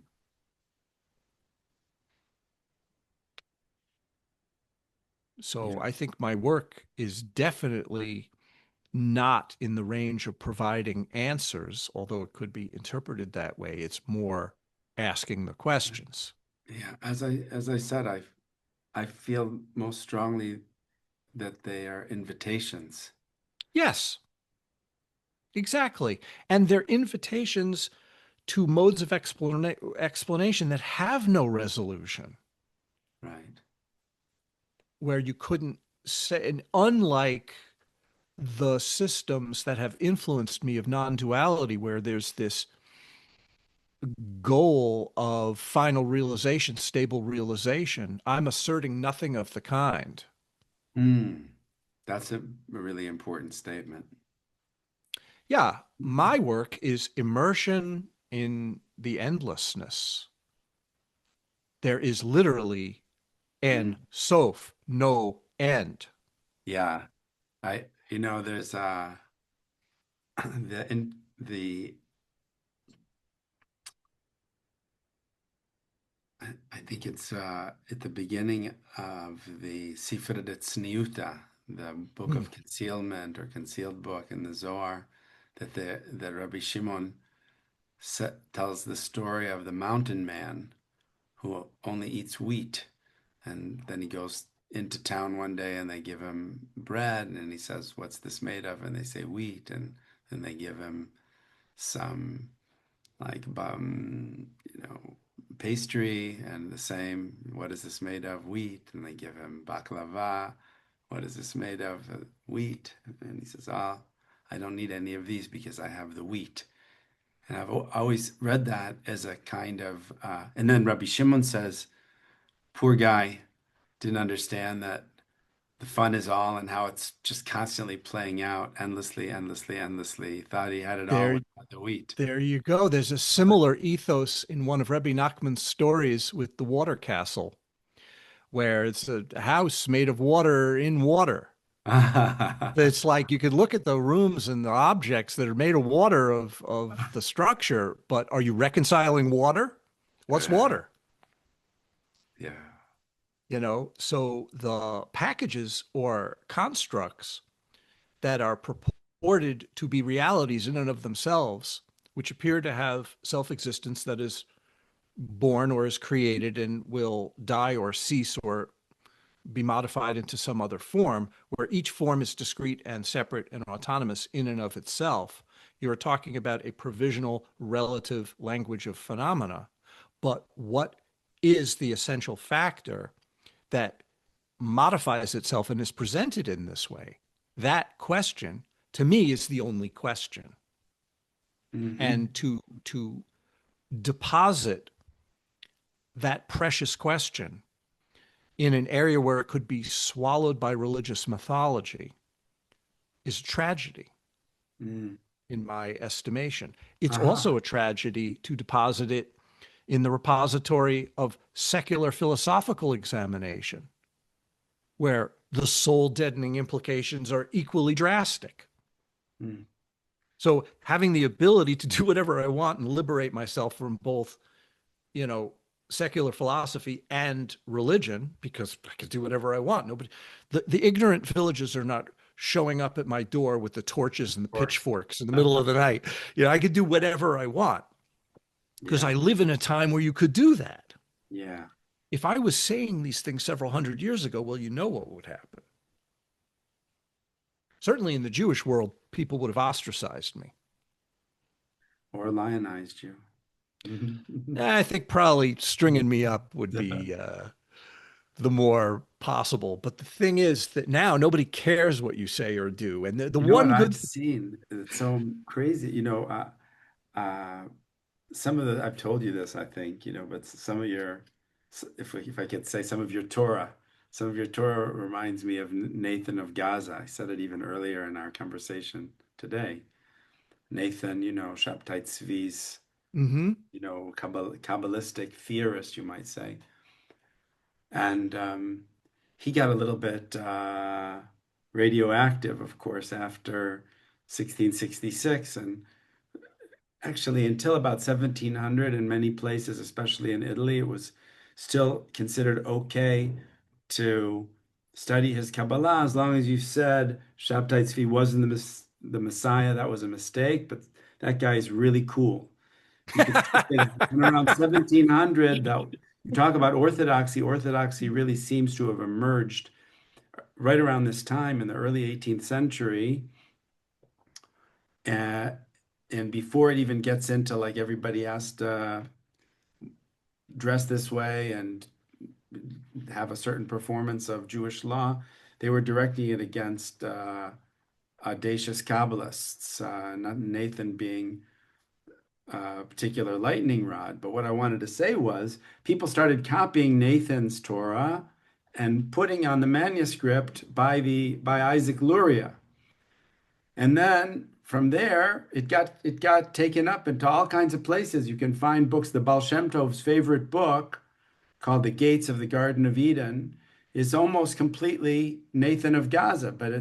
It but it, I don't think that the person who put this book together, knew that it was Nathan because the material that he was using wasn't ascribed to Nathan. So basically, all in response to your, if you said everything that you said and then we published it and put somebody we wrote it was Arya Kaplan. A lot of people would say, "Wow, Arya Kaplan is pretty radical," but sorry, Kaplan. well, there's several things about what you just said that are interesting. First off, is this pattern that we see repeated over and over again, where a profound explorer or realizer of some type makes their statement, and then gradually over time, it's reduced to an orthodoxy where proponents and adherents are separated and it becomes a rigid thing that it wasn't intended on being in the beginning. This is the pattern. There's That's some things you incredible. can't do it to. There's some teachings you can't, if it, how can you orthodoxize this? Well, this is why I want to remove myself from the entire pro and con argument surrounding the religious secular divide. I don't want anything to do with it. I'd rather live as an outsider, Yeah. and I decided that very early on, especially after I immersed myself in the Haredi world of Borough Park, Brooklyn, which was necessary. And I should mention that they were very kind to me, Mm, profoundly kind to me. So I didn't have any reason to be antagonistic or angry with them whatsoever, quite the opposite. mm, But I knew that at a certain point, I wasn't going to reframe this debate or participate in any way that it would diminish the work, yeah. that I was really just interested in doing practice. So I removed myself Even and Rabbi Nachman had to get away from the Hasidim. He moved to Uman to live in the house of a maskil, a Jewish Enlightenment guy who wasn't religious. He didn't want to be yes, and religious. he also wasn't crazy about the idea of doing damage to his own culture at a sensitive time in history, which he would have done if he started making remarks that were over the line in certain ways, he would have created damage and he knew that. Mm, And that was not the time and place to do such things. Whereas now you could do whatever yeah. you want. You could say or explore whatever you want now, and really nobody cares. The people who care, it doesn't matter anymore because, well, I guess it does to a certain extent in the Muslim world where they will kill you still.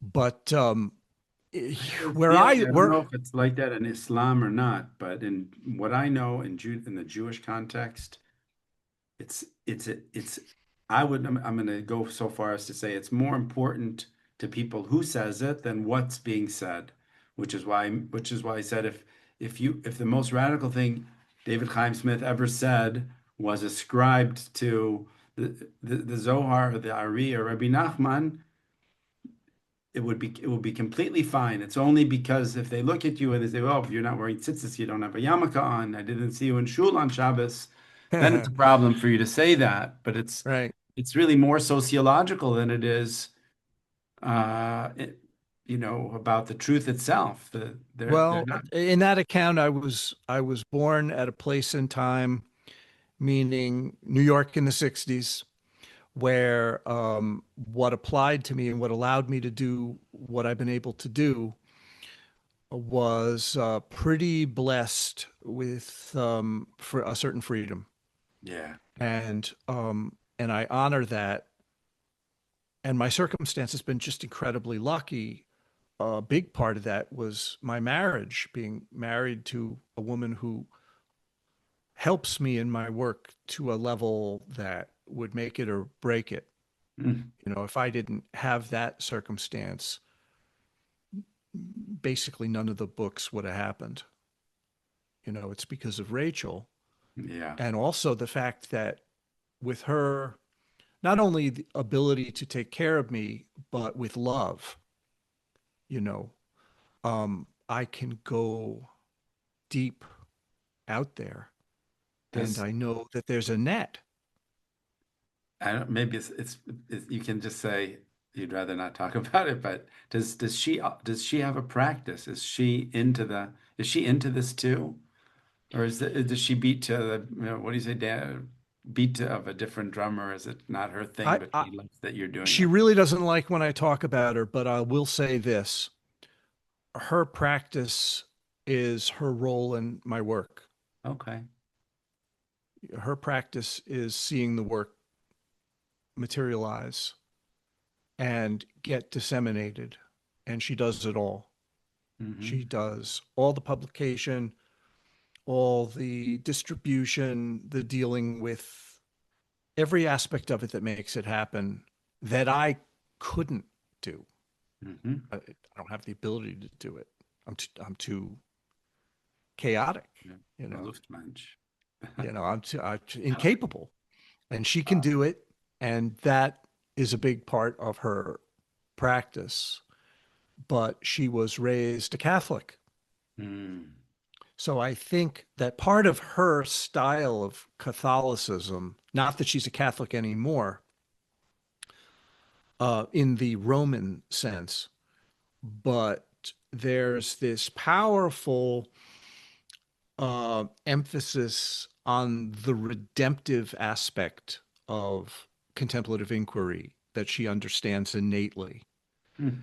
And I was born a pretty problematic character. And this idea of redemption and spontaneous morality, like being basically someone who is acting on behalf of an impulse that's inherently good rather than inherently egocentric and territorial and selfish, that transformation came about for me from the work. No other reason, not because I wanted to, Mm. but because the opportunity to redeem myself through this contemplative exploration, well, it didn't have to be considered or thought about or chosen. It was that or death for me for a variety of reasons, because I was going to die the way that I was Mm. 35 years ago, you know, which I Mm. could talk about. I don't care. You ask me any question about that. So it was like, you do this to save your life. You're playing for your life. The stakes couldn't be higher. I mean, think about it. What are the ultimate stakes? The stakes are wasting your life away in meaninglessness. That's the stakes. And then what happens? Well, then death really is a frightening prospect. Not that I've redeemed death with my work, I certainly haven't. But the idea of facing that mystery, it has a cost to go the way of investigating what seems ultimately profound. And the cost is everything. The cost is a whole life. There is no bargain discount. It's you pay with everything or it doesn't work. Yeah. I mean, I don't know. I have different reactions to that. One being that's clearly your calculus, Yeah. but yeah, I could just have been a that, psychologically healthy, well-adjusted individual and a productive member of the workforce. yeah, I could have done that, yeah, but I don't know just anything about pronounced, that at this right, point. right. That ship sailed a long time ago. And just maybe it's you'll say it and it'll be obvious once you've said it, but uh, what what uh, what would you have to say about the way your life's work has made you feel about death now that you've raised the Well, subject? I used to hold myself in the pretense of being fearless on this issue. And I wasn't lying, I was just naive. When I hit a certain age and immersed myself in that question, I could not have been more terrified. Terrified of of nothing or terrified of of could you name the terror?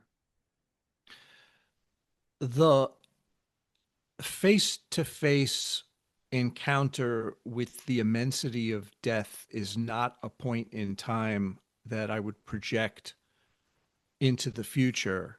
It's right now. And what terrifies me about this issue is not physical death as an inevitability in the future. It's what's happening as the grasped moment, which is a fabrication, is released into the expanse of open possibility in this instance. Uh, And that release in a face to face encounter with that open, pure possibility, mhm. in contrast with the pretense that our linear conception of time and space and our conceptuality has the unmitigated gall to think it knows what's going on, right? That hubris being called into question on a moment by moment basis is what terrifies me. The Mhm. human inability to grasp the profundity of the situation in the instance of its arising, that at the outset of perception, before the mind starts conceptualizing it into packages of time and space, that go on in a linear way in a nice, neat progression that we could make sense of, that naked facticity that at the outset of every instance of our mind, it's there, it's always available. And in meditative or contemplative practice, you face that moment not as an instance, but it seems like an instance. It seems like a spark, because then your mind starts conceptualizing about it, and the instance seems gone. So it seems like it has a beginning and an end. But what it actually is a glimpse into what has no beginning or end. That is like a flame in a burning coal, as Sefer Yetzirah says. That is not only the instance of death, but the instance of rebirth. That's the naked redemptive moment that we face that is inherent to our mind. That is what it is that knows and is known. And that is absolutely terrifying Mhm. because of the mind's inability to understand it or process it in any kind of a coherent way. Mm, that just one drop of its shadow annihilates the pretense that we've built since infancy. mhm. There isn't anything more profoundly terrifying than that. And it's everywhere all the time.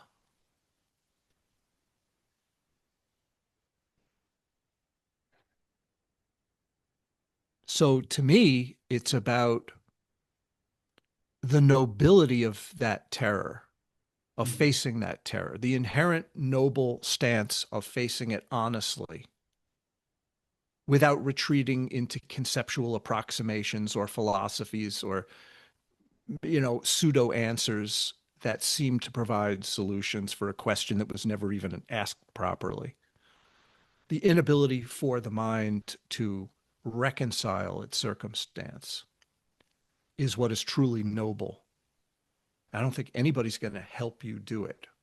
This is what goes on a level of intimacy within the mind itself that is absolute intimacy with this. I don't even think language touches the outer cusp of it in any way where it can be described or discussed. And that noble um, um, burden carried by every human being, punctuated by their own physical death and initiated by their own physical birth, seemingly, is the wrestling with the profound that it's all about. So to me, the issue of the terror of what happens at the moment of death is only punctuated by the fact that surrounding physical death in old age, we suffer tremendously and very often have a lot of pain. So it's not the moment of release that most of us are worried about. It's the pain leading up to it. Mhm. But really, the issue is the same issue. Am I missing something in thinking that the same insight could be spun as an insight bringing great consolation as just rather than terror? If I like maybe I've misunderstood. I don't know because I can only speak from the point of view of a terrified mind But that it's am I what am I missing? You're terrified of the very state that you, I mean, of the very insight that drives all of your work. What's the difference between, I mean, what's the connection between, or Ein Sof and this state of transience, of impermanence that or isn't this what the terrifying aspect, merely an aspect of our larger insight? Yes, of course it is. And we could only, at least psychologically, measure these reactions with the white drop and red drop of Chesed and Gevura. And from the standpoint of pure Chesed, what I'm talking about is a total and complete beneficence Mm. that would be consoling in the sense that you're saying. But from the side of Gevura, the awesome terror of the situation has to be addressed. Ah. And what allowed me to go through the majority of my work for the 30 years of its development was operating on the side of chesed and beneficence until the point where I became 60 years old and hyper aware of Mm. what Gurdjieff calls the terror of the situation. Yeah. And the only reason I'm speaking about it in the way that I'm speaking about it now is because maybe that's where I am right now. But they're both two pans of a scale that ultimately are released past the balance point and are subsumed into something which is incommunicable. Like you have the two pans of the scale that are measured out until the scale itself vanishes. And then beneficence and terror also vanish into a register that I don't think that I've realized fully yet. My whole body of work operates on the premise of an exploration. It is not a statement of revealed truth. I don't have the answers. I'm not setting myself up as some sort of guru figure or whatever, like the guy who figured it all out. Quite the opposite. The very basis of the work is the endlessness of discovery. And it changes. And the reason why you ask me now and I give you an answer based in terror is because right now I have a terrified mind. But it's profound terror. It's not emotional terror. It's not psychological torment. It's awe, I think is the better word. But the chesed side of that and the total beneficence is inherent in phenomena as well. The very display of phenomena. The reason why Malkut is not a byproduct that is dangling out the bottom of the tree and is incorporated into its symmetry, its profound symmetry in the William Blake sense. Mm. That is the beneficence, the proof of the beneficence, and the seal of that beneficence.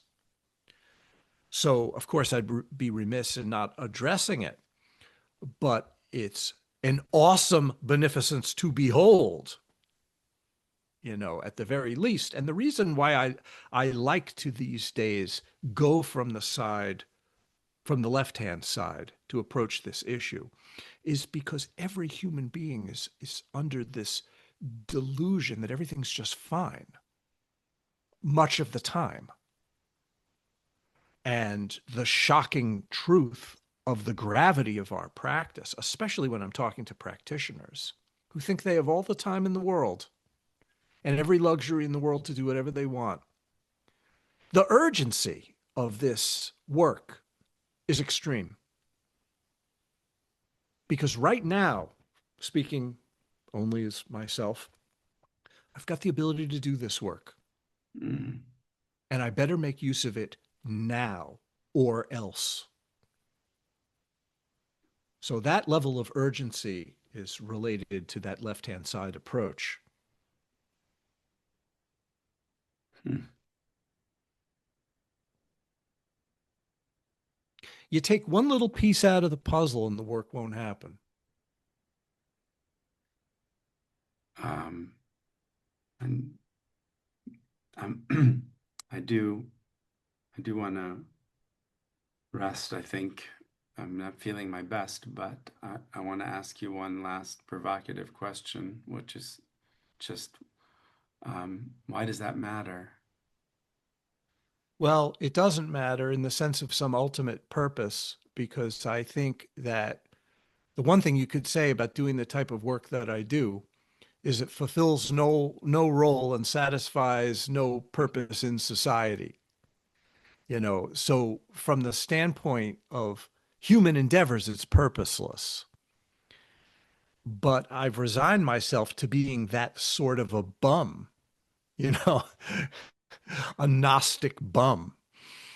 And so it doesn't have a purpose. So I couldn't tell you why it matters in a functional sense to the requirements of answering the question. But no, not even that. Even on the level of your own soul, whatever. I don't know if you use that term, but your own mind, consciousness.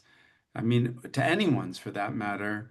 What's the difference between a person of great realization and a person who's never given a thought to realization in their entire life if everything passes and has no permanence? And I mean, everyone will meet the same death and lights out, and one Well, will. on an essential level, there is no difference and it doesn't matter. On an essential level, phenomena is ultimately profound in the essential sense.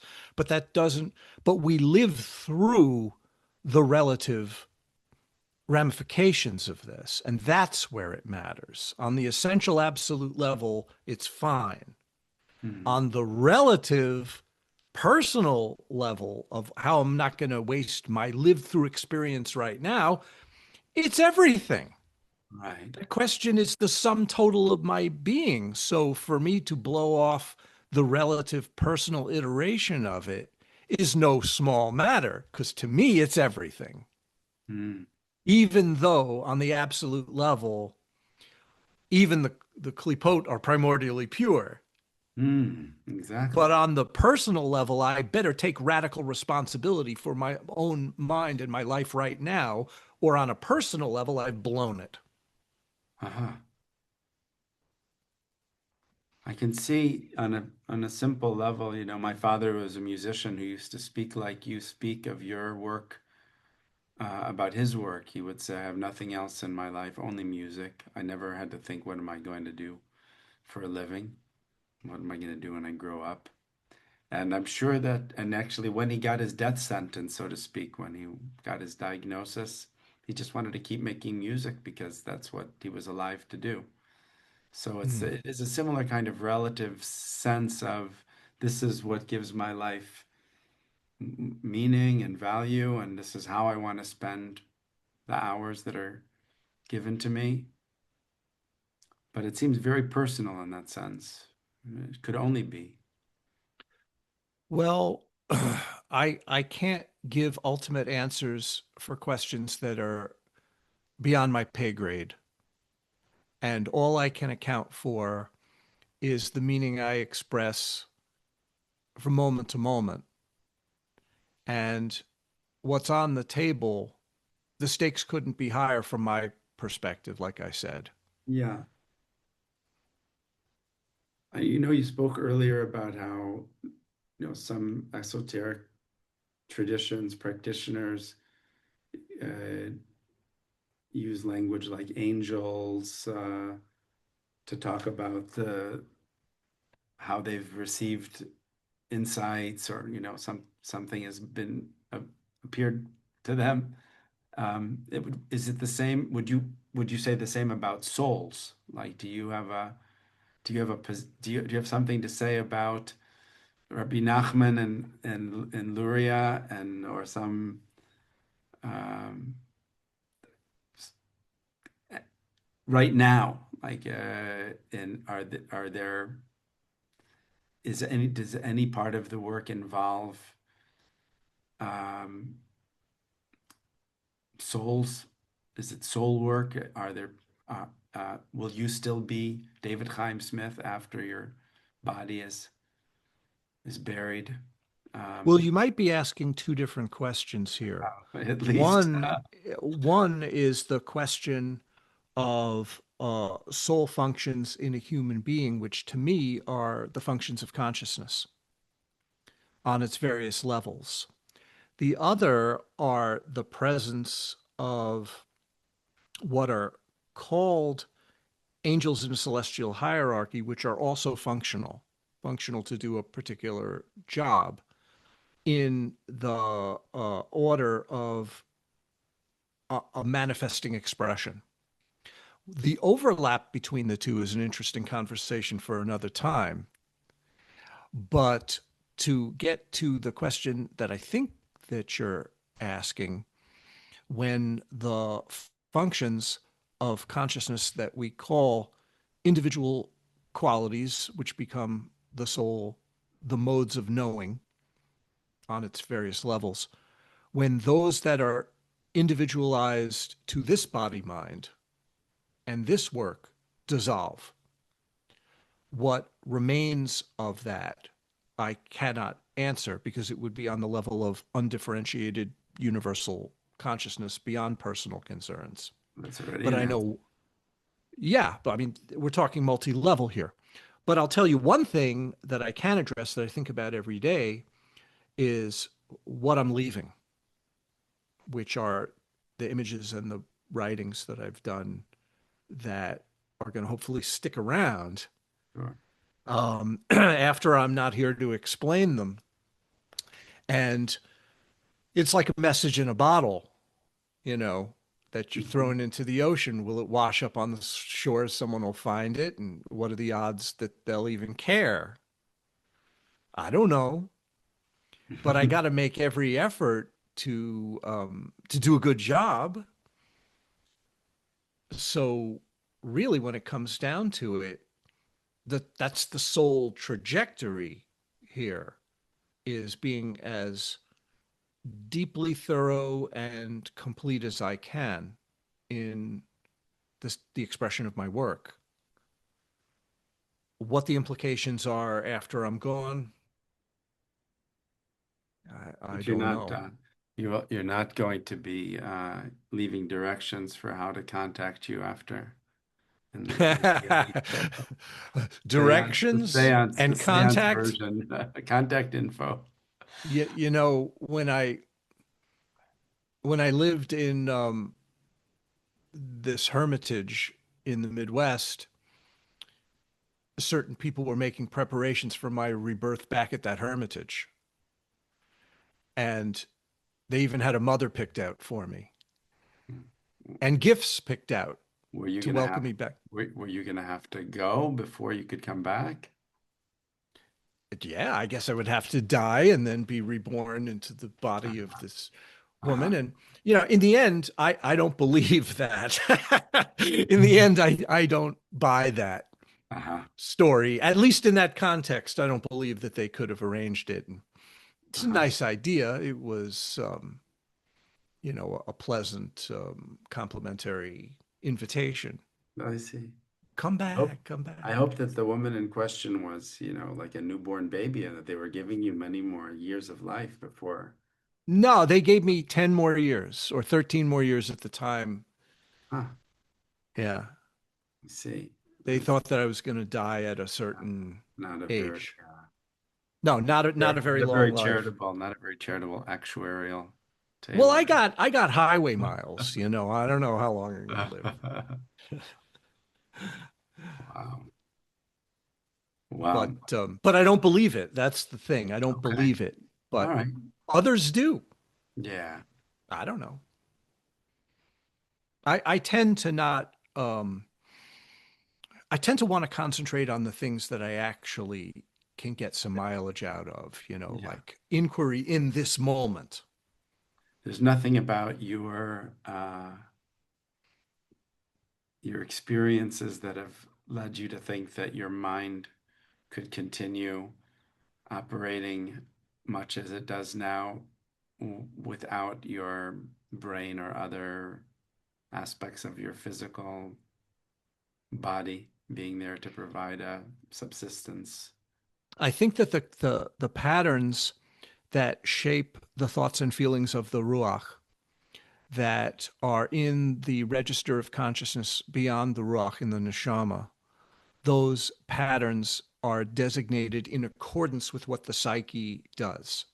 And once the psyche of the body mind dissolves, it stops shaping the movements of that wind to accommodate those patterns. And the pattern making facility accommodates some other mode Mm. of making patterns where it blows winds in different ways. So anything that I call personality or me in the sense of my thoughts and feelings, when that dissolves, patterns I couldn't dream of will take over. And I couldn't think that the types of thoughts and feelings I have now would be relevant anymore. I see. Actually, just up, remember wasn't able to think of the term for the nine.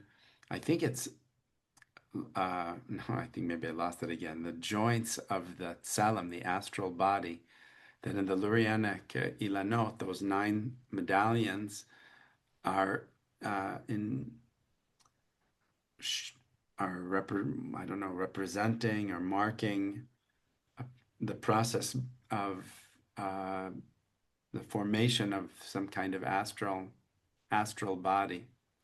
I wonder if it could be connected to what you've been saying. Well, I don't know because I haven't looked into that matter, but it seems to me that reincarnation within a Jewish context is a preoccupation from a functional standpoint for any Orthodox person. And if they didn't believe in that, they would really have a problem now, wouldn't they? Of course, believing in it brings the problems of its own, as the people who, Sure, but most Orthodox Jews who think this way would believe that they're going to reincarnate into another Jewish life. Yeah, I mean, So they have a real stake invested in that yeah, for obvious reasons. yeah. And I have no opinion. Okay, fair enough. I also usually say I have no opinion on such matters. Yeah, but So, that is what people believe. Sure. like everything else, my first book was a lot about reincarnation. It was before I got into visual material. I worked a lot on reincarnation teachings. Um, and as part of it, and spiritual therapies, including spirit possession and exorcism. But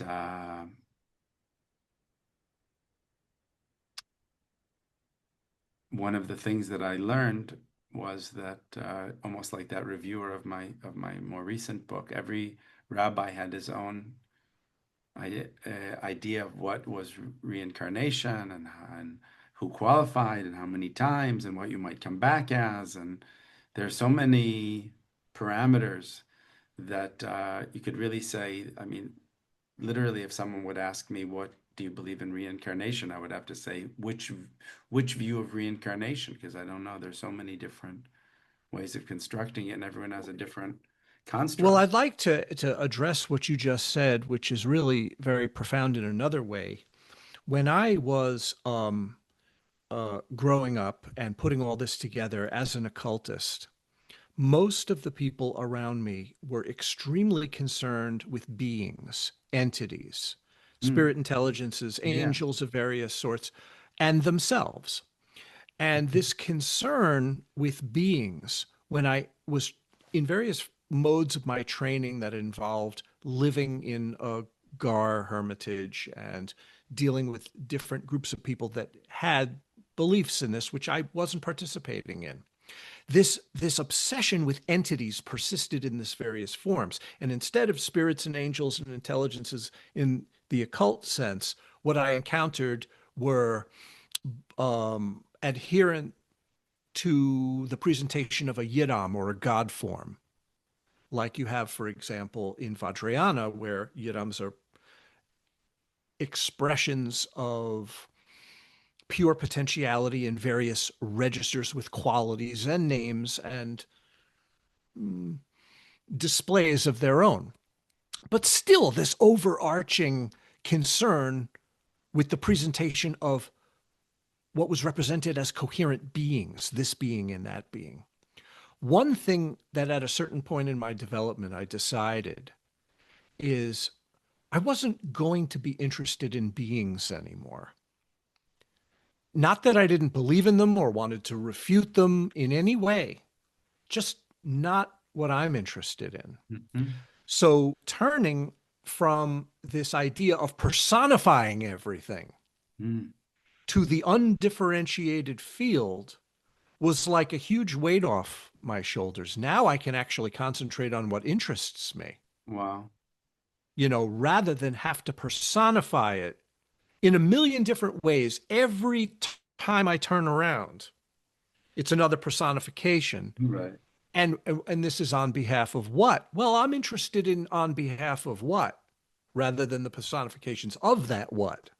Okay. And once I went in this way and no longer concerned myself with God form, deity, entity, angel, intelligence, left that for somebody else, I have no more to say about it. And I'll tell you, the people who buy my books very often are very concerned with entities Mm, of all kinds mm, for various reasons. And to take myself out of that whole argument and only deal with what I call field immersion, hmm. immersion into the field, Yeah. into the basic expanse.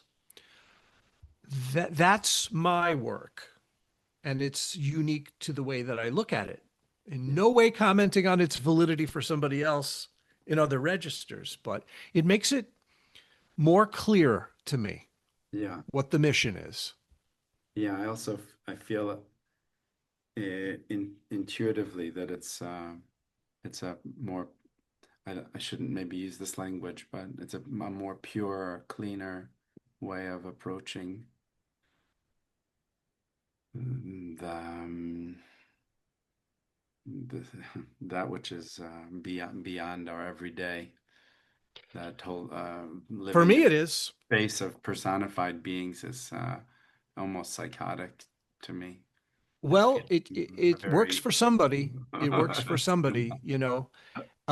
The question is, it's like in occultism, if you're so busy with the entities that you lose the forest for the trees, Mm, you know, it's very possible to lose the reason why you're doing what you're doing at a yeah, certain point. yeah, So it becomes a huge distraction because if I'm going to accomplish this, I have to invoke him over there, and then this guy's flying around up here. right. And you know, if you take that, like if you really believe that, it can become a kind of a almost like a psychosis. Yeah, It can. yeah, And the only reason why I can speak on the confusion that it produces is because that yeah, happened to me. yeah. That Uh, happened. Like I worked that way in the beginning, mm, and I was invoking everybody and their cousin. wow. And some of it was useless, some of it was beneficial, some of it was extremely scary. It ran the whole, like you could occupy yourself in that realm forever. Mm, And to what end, really, is the question. right. So I hope you're feeling a little better. I'm okay, but I think I should take my leave with your Well, kind it's permission. been a rare pleasure talking with you this morning. Yes, I'm thrilled that we finally did it, and happy to do it again anytime if it's Absolutely. And one other thing I should say is edit this any way you want, do whatever you want with it. okay. I'm not very skillful as a video editor, but let's see. My son actually is. Maybe I can ask for a little bit of help. Um, but with any luck, in just over a month, I won't be too far away. So I'll be in touch with you soon and let you Oh, you're know. coming to the US. Yeah, I told you I'm at Harvard in a month, and I want to talk to them about your work as well. Okay, so you'll be in Massachusetts in a month. Yeah, just Uh, over, I think, just over a that month. that is interesting because my sister, who lives in the northerly direction, she lives in Westchester. I've been planning on driving up and visiting her. Well, I might be So, closer to you anyway. I'll be in New York a bit too. I'll send you my itinerary and then see if it works for me to come to you or if it works for you to come into the city or if we can meet when I meet in Boston or whatever it is. well, you could always stay over here, but the problem is I'm over 2 hours away 2 hours from from the this. city? Yeah, Oh wow. Yeah, and I I'm don't on have the that I don't have that many days in the city and they're pretty full with lectures and stuff. I live on the very tip of Long Island. So Uh-huh. that's 2 hours, over 2 hours Oh, away. I didn't realize it was so far. Oh, yeah. Like I'm the extreme tip of Long Island. I see. You know, I Uh, live in an area which is like Long Island forks out. Like, I hope you take this out of any public video because I don't want crazy people to. Wait, hold on, hold on. I think anyway we can say goodbye to everyone and stop the recording.